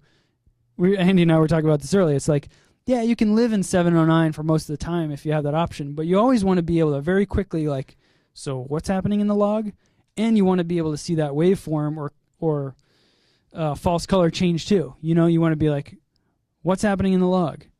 Okay, everything is also safe on the waveform there. Great. Back to 709, where I can kind of expose my eye again. But even in the 709, you know, I still want to keep I'm still checking that stuff, you know, because it's those fine, like, it's easy, you know, it's easy to lose in a monitor the difference between like 10 and 20 and 20 and 30 and 10 and 15. Stuff starts to get critical down there where, you know, you're pushing into the noise zone, and that's where if you got critical stuff, maybe you can't get it back. But yeah, I mean, I always fly with my instruments on, man. I mean, I love being able to look at the picture without that stuff on. You know, I feel like that's back to the film camera days of just like, you're just looking at the moment, you know. I like that, and I miss that. And I think you get that back a little bit with a viewfinder, you know. But yeah, always have instruments. But yeah, 709's coming. It's coming. Where'd Reggie? Yeah, it's December. Yeah, but yeah, it'll be better. Yeah, colorist. Yeah, we talk with him. Try to talk with him before, catch up with him after the online. He's Steve Begani is awesome. He's actually we just did a talk with him, but yeah, he's we do have input. It's the more pictures, the better. I like the new evolving relationship between DP and colorist because it's like it is such a collaboration, man. You gotta take care of each other, and it's so interpersonal, and there's so many options now for them that you just gotta have a good relationship, but yeah, we talk a lot. Steve's awesome, but also like he's he's a colorist. The guy's an amazing colorist. Like he's great at his job, so you both got to support your best skills. It's just talk, it's conversation, but using pictures is best, because often we'll be like, oh, you seen that? Yeah, you've seen that movie? Okay, great. Remember that? It gets you started like that. But pictures, yeah, okay. Yeah, you can do the whole Resolve workflow now so easily. It's Andy and I were talking about that too. Put the Resolve on your laptop. That's what that's my thing. You can talk to your colorist that way. It's so easy now. Email back and forth, and better than ever. Yes. Sorry. We'll come back to you. I had a question. How often do you see yourself shooting at ASA 2000 or around, and how comfortable are you in terms of the noise? I have shot, especially on the F3, I shot so much at 3200. A lot that is on broadcast television. A lot. Same with the F5. 3200, I'm like, no problem. I don't get worried about it. I shoot at 32. We've even shot 6400 stuff on the F5. Yeah. And I feel like I can kind of justify that in my genre. I can justify noise more than probably a lot of other shows where people are like, oh my God, it's, but for me, it looks like that stuff looks like what 6 dB used to be on the EX3, you know what I mean? Where it's like, oh, it's a little unacceptable, no, but yeah, it's a little noisy. That's like 3200 and 6400 now. I think it's acceptable, and I think it's about your genre, what people are comfortable with, show them the tests and be like, is this cool? Can we put this on TV? And it's really dependent on the project. But for us, we do it all the time. Yeah. That will be changed by profiles. Andy and I were always also talking about this year building profiles. This is important. Profiles specific to 3200 and 6400. You can go in, build a profile, put up 3200. You're going to be using that at night. You could use it in the day. It'd be weird. It might be interesting. But put it up, build a profile for 3200. Put 64 up, build a profile. Make 64 look the best you can. Build a whole profile around it. That's what we're going to do. So, yes, sir. I read somewhere that you're using also the FS700 on the show. Yeah. You also asked about all the cameras. We've had like 12, 16 cameras on a show before. I mean, we've brought like everything from hardware store, like Chinatown camera, micro things, cheapy dollar cameras to, we'll bring everything. So right now we carry F700s, one for high speed work, pretty much just for high speed work at this point. And 2 backup PM. We still carry those as backups, the 200s, in case we need something with those. Carry DSLR for time lapse or crash cam. Carry a lot of GoPros, GoPro Hero 3s. Use those a lot for stuff. Like a little fidgety, but great for what they do. Credits once it said, goes by so fast. Yeah. It said Anthony Bourdain camera. Did it? Oh yeah, that was in Libya because he was shooting with his iPhone. Yeah. Which I like. We encourage him to do it. It's cool. What's cooler than him shooting his own stuff? I'm gonna go get a beer. Well, yeah, I like that. I think it's. I think He's always like, let's shoot a whole show on the iPhone. I'm like, oh man, come on, really?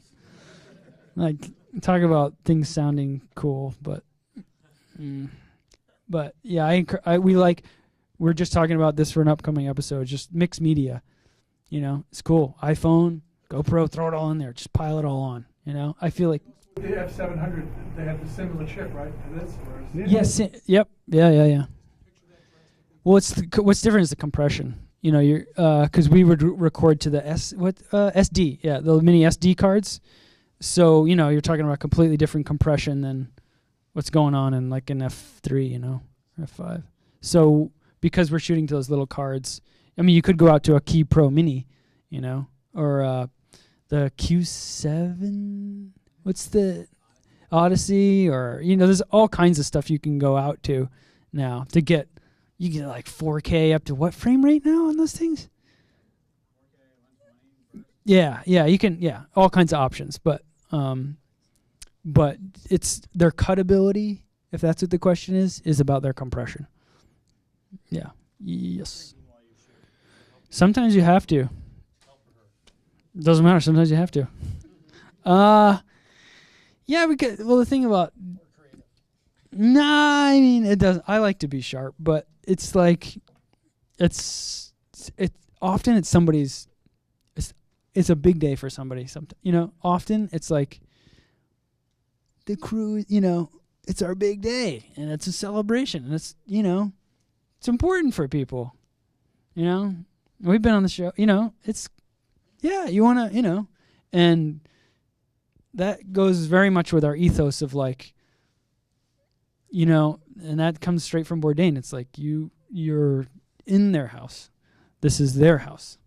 We do what they do. You be a good, you know. We're like pro guests. I mean, we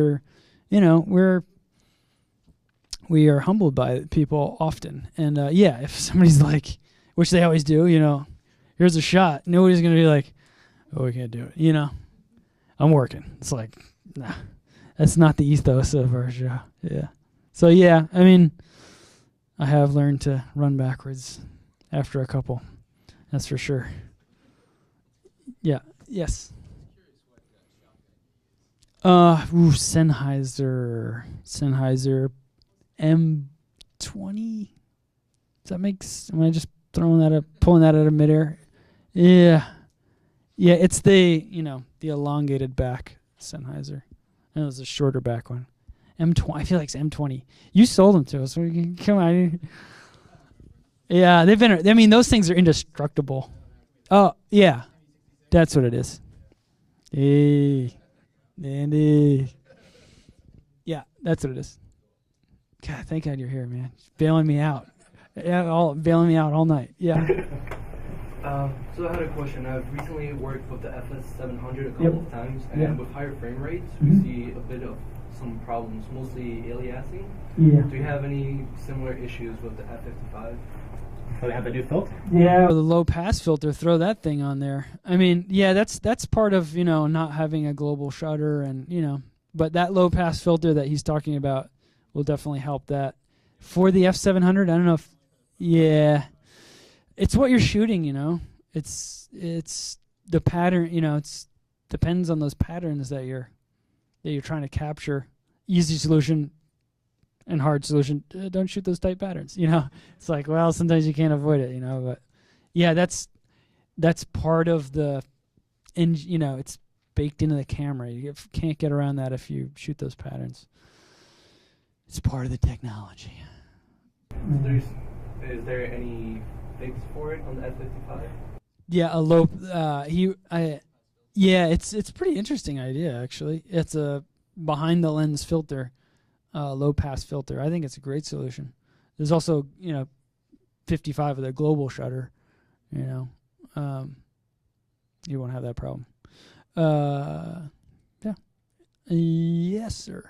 Decide to go with the 5 versus the 55 was more the speed. You have more. No, well, yeah, that's handy. Plus its price point, you know. Plus, we're a 1080 show still, you know, at this point. So, I think those factors combined. Yeah. What led us to that? Somebody's got a question. I can feel it. My intuition is telling me. All right. Yes, we do custom rigs. We've built our own custom machine everything. Lightest weight rig in the world. Nobody can beat it. It's amazing. It's aircraft aluminum, weighs ounces. Vocus pistol grips now. We've used Aton for many years. Wooden grips connected to VCT 14 plate, which has been around forever for a reason, which is it puts the center of the camera at the center of your shoulder, balances the camera. It's the whole idea around the VC, that quick release plate for a ENG camera. It's the best thing. So built it around that. Yep. Yes, I can take questions afterwards too, Andy.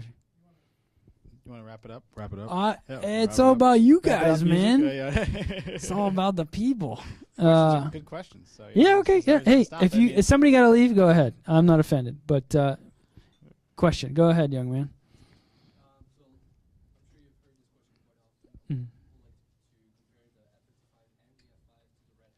Yeah. Mm-hmm.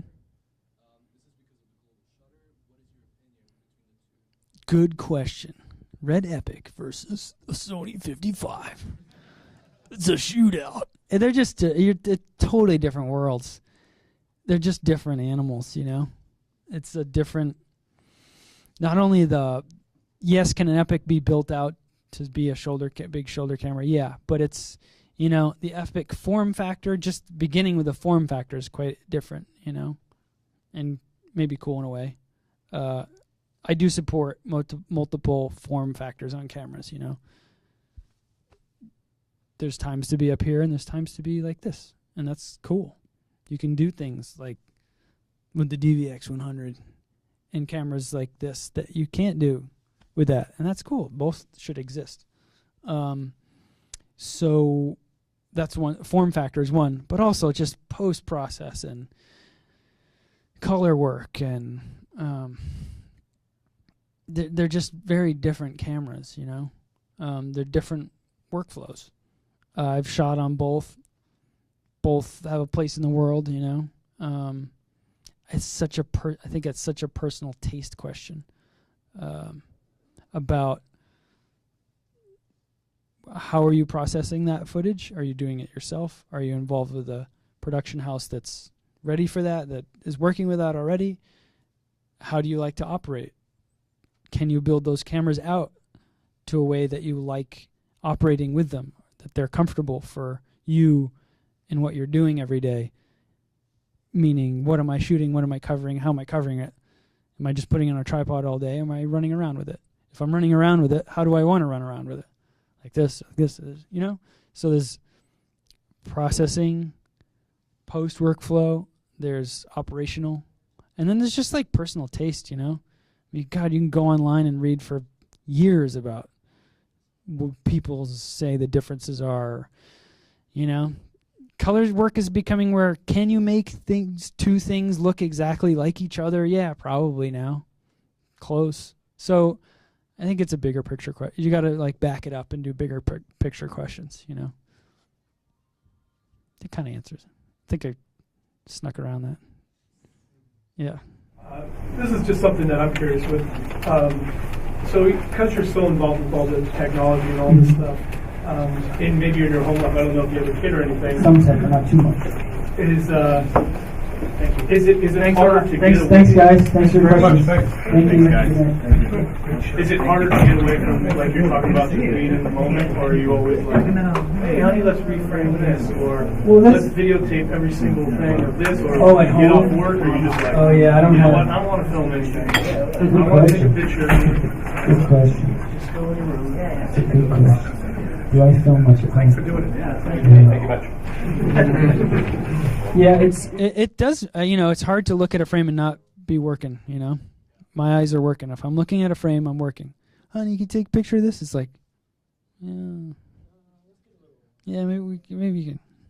It's just the nature of things. But on the other hand, I really miss going out with a camera and shooting on the street. There's no better challenge for who you are as a human being. Go shoot on the street. It's hard. It's not easy. It's hard for me. It's hard for me to shoot B-roll. I'm kind of a shy person. It's hard, but that's a great challenge, Especially shooting wide. You got to go interact with people. You got to go human to human, go talk.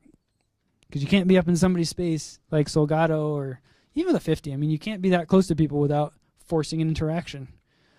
But I kind of believe in that, like stealing a soul, There's some truth in that, There's like, you are taking somebody's image. And somebody was saying earlier, like, you're giving that, you're saying that, like, somebody's making a profit off it. But even, other than that, maybe on the, weird side, you are kind of asking a lot of someone. So I think it's important to have that. So to come back around to your question, I miss, like, taking a camera and going out on the street and just shooting stuff.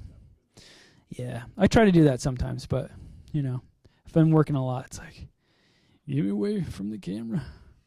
Just want to go sit on my boat. Yes. Yeah, where's all your questions? Give me.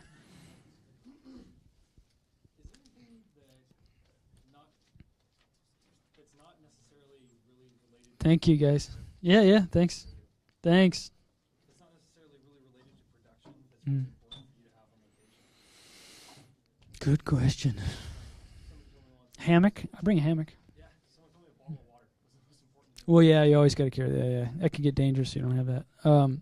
Yeah, I have like a hammock I brought from like a Thai truck driver. They like string them under their trucks. I don't know you guys ever seen those. So like, they do them in Latin America too. They'll be like a big, like 18-wheel. Oh, no, they're like those big trucks they have. I don't know what they're like this big, but they take a siesta or whatever, even sleep all night, and like they string these really flimsy hammocks in the shade under the truck. Like you can just snap them on anywhere under the chassis.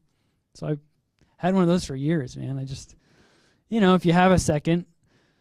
We do try to we'll try to schedule around a siesta, Like if we're in that super hot country, another thing we do is like behave like the locals, If nobody's out at noontime, like there's a reason. Like believe it, Like don't go out if nobody's out at noontime, don't go out at noontime. One, there's not going to be anybody in the streets to shoot, but they're also like they know that it's like deadly hot, So, if we have downtime, yeah, man, slap up the hammock. Man, that's nice. Love that thing. Love that thing. Yes. Yeah, how do I stay healthy? Yeah, it's, we eat pretty good. We're not eating like junk all the time. We're pretty good about that. Like, we don't snack. We eat, they're late, but we, lunch and dinner. And, we're usually at great places to eat. Like, we eat 95% of what you see on the show. No, hey, I'll tell you, again, we're the only places I've ever gotten, I got like cholera from a hotel. The only places I've only been sick is hotels. I kid you not, hotels. That's it. And Bourdain will tell you, like, don't eat in a hotel. And he's right. All that street food I've ever eaten over years and years and years, never. God, I hate even saying that. Salt. It's like, no, that's the, why? And there's a good reason for it because, and he'll tell you this, it's like those people are independent businesses. Those are small businesses that need to stay in business. They sell to the same people every day. They can't make people sick. They'll go out of business. Like, they know all their customers. They don't know me. I just showed up. Everybody else is eating there. They know, They're like, they're all the locals. So that's a huge factor. They need to take care of their clientele because they see them every day. And the other one is like, they don't have any refrigeration. There's no it's not a refrigerator out there on the street. So they sell out of their product. Somebody goes and gets it in the morning and they sell out of it.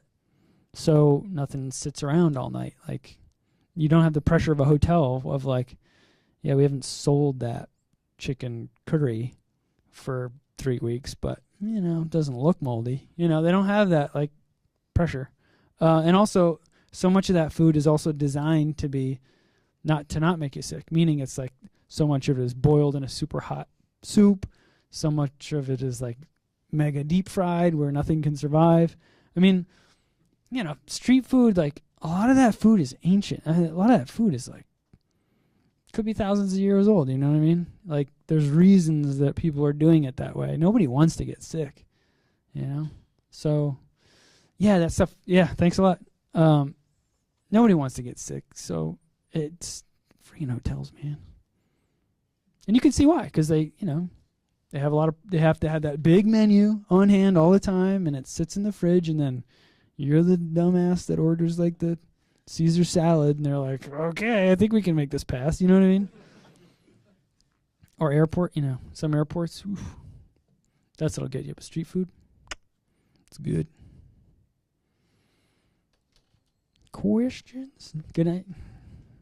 Thank you. Anamorphic. Yeah. 2x anamorphic. We matted before, which I don't see the point in it. I understand shooting spherical. I get it. I know why you do it. A lot of advantages to it. But for my world, just putting a 240 mat on it's not buying me anything. Whereas if I can go out and get twice the focal length width that I normally can, that's different, So I'm not really interested in just seeing the world like that. I'm interested in shooting more of the world. Yeah, well, I'm going to do that. I'm going to do it. If they'll let me. We're going to test it, so.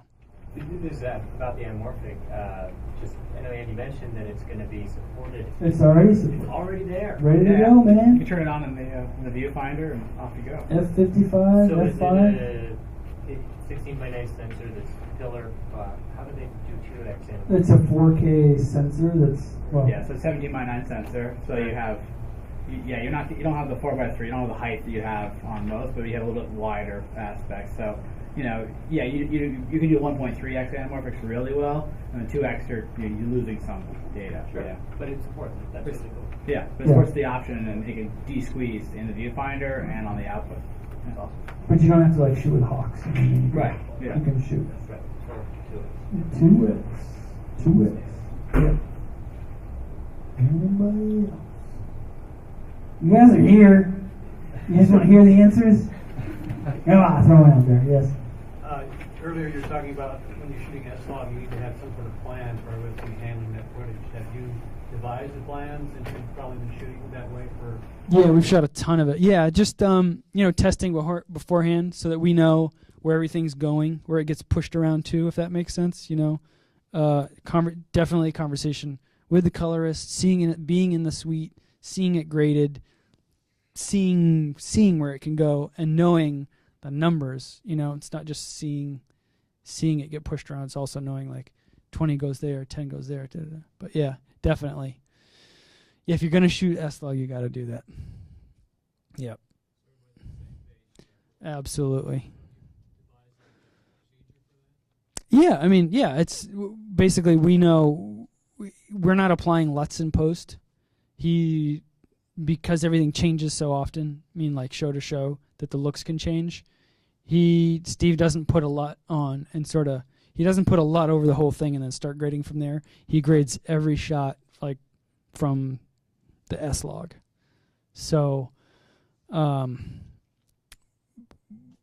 aim would be to get that footage. Yeah, we would be talking about the look of the show hopefully long before the show goes out, about whether that's going to be whatever movie reference. But yeah, it's all happened before.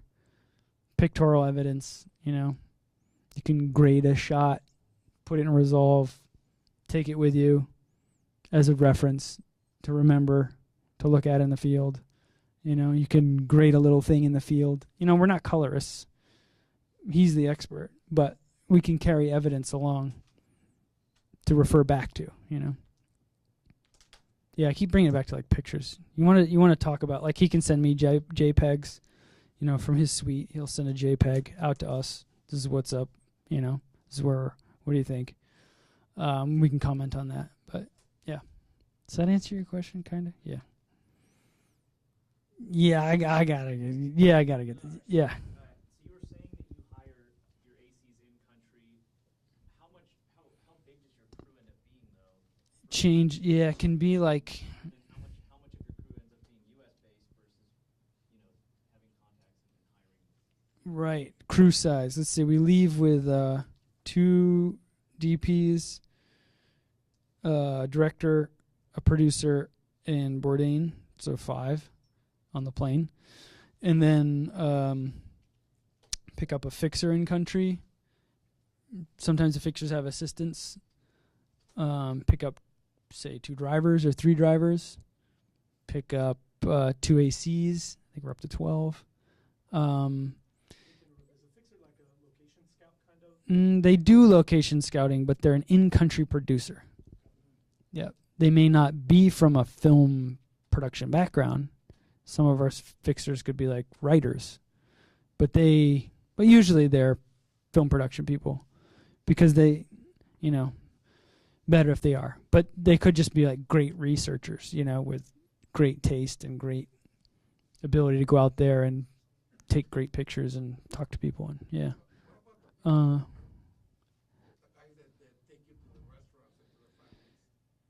Yeah, well, there would be kind of the behind-the-scenes person, like a fixer, but often we might be brought to a place by somebody who's a guest on the show, right?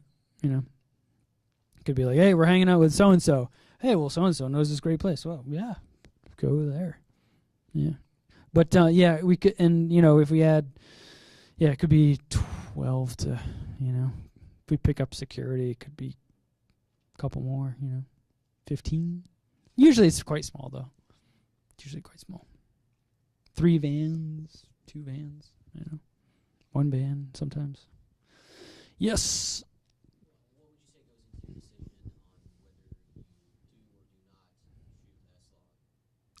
No, just do I have a big contrast ratio between light and dark that I need to capture? Do I have deep shadow and bright whatever? That's when I need it.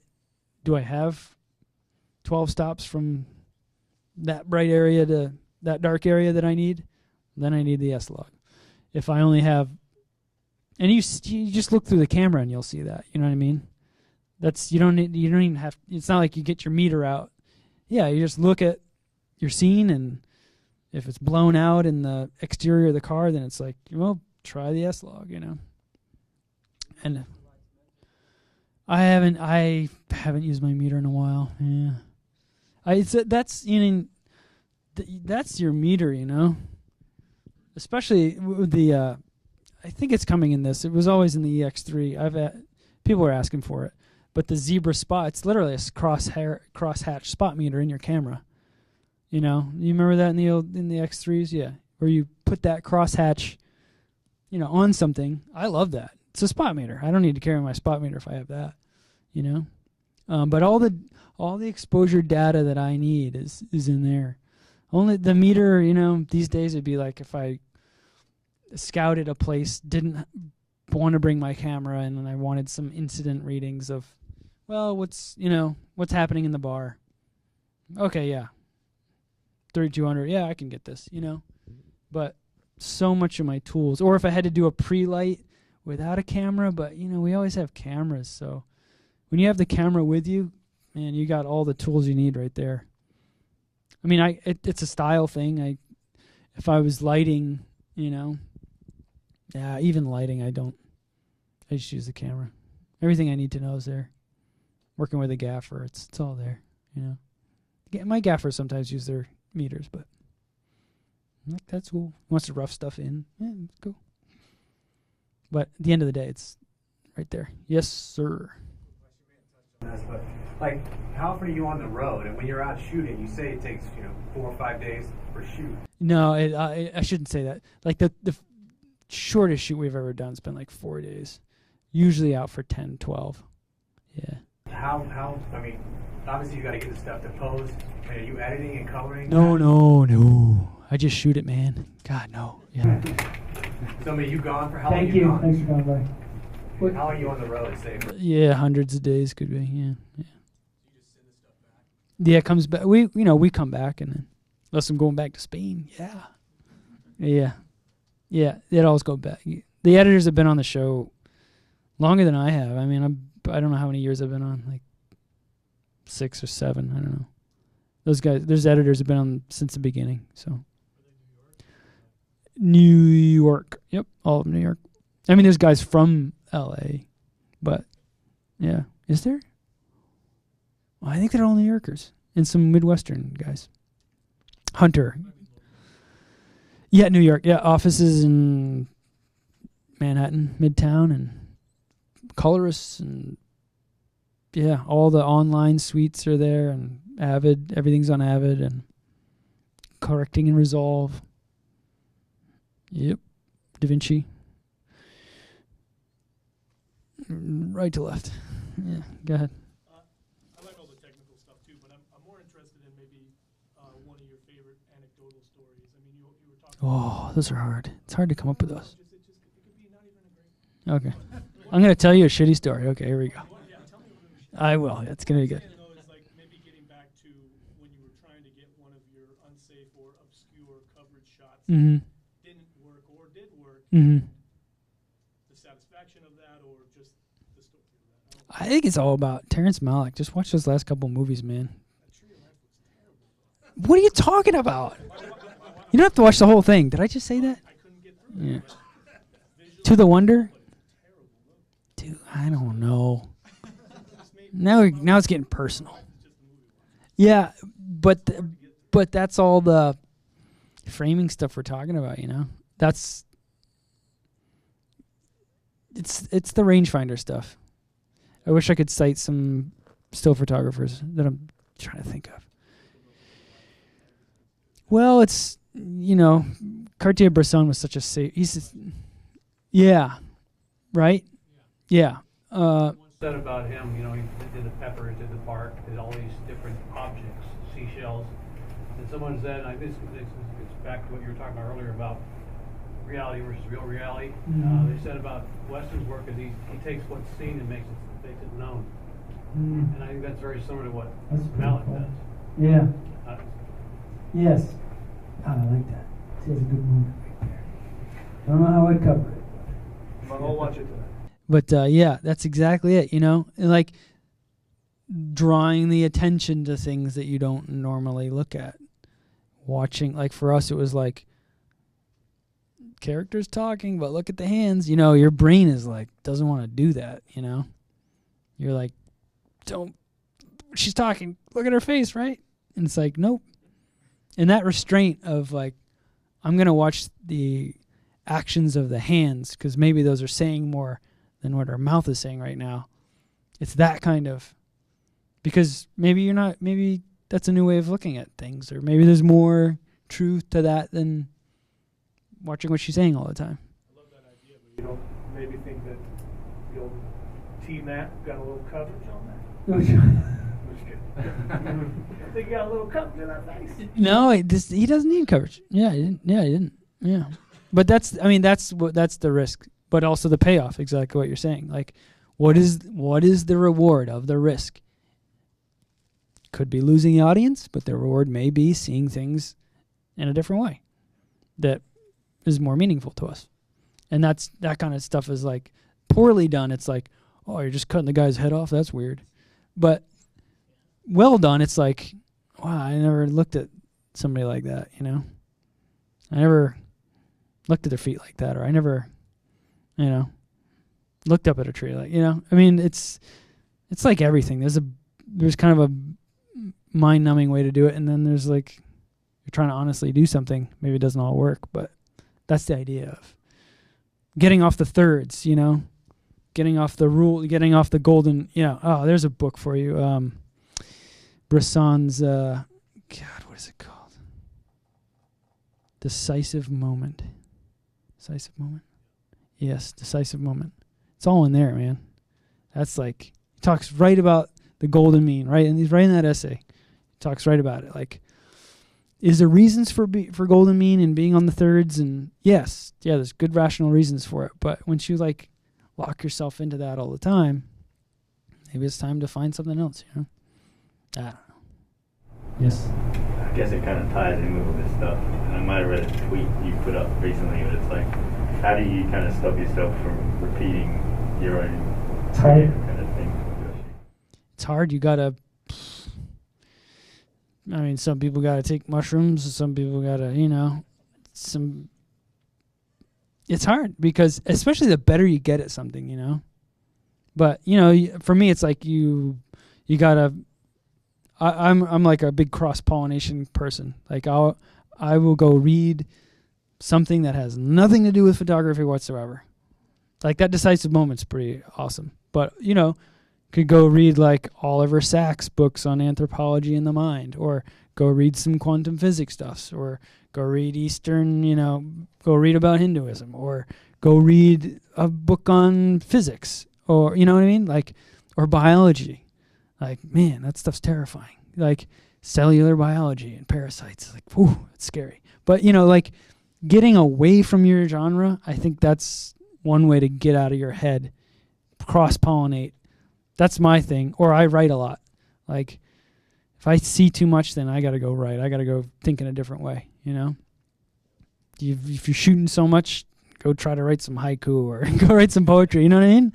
Or at least go read some and trying to get into it. But I think, yeah, breaking out by reading something completely different, or picking up a camera and trying to that's hard, but like get back on the street, man, you know? Like, lucky in your field. We all three come from reality television.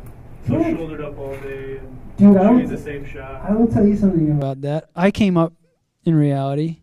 There's some really good DPs out there now that came up that way. Actually, I'm working on an essay about this because I think it's interesting about our generation. That will make you a really good, you can really get your chops there, man. And we shouldn't look at that.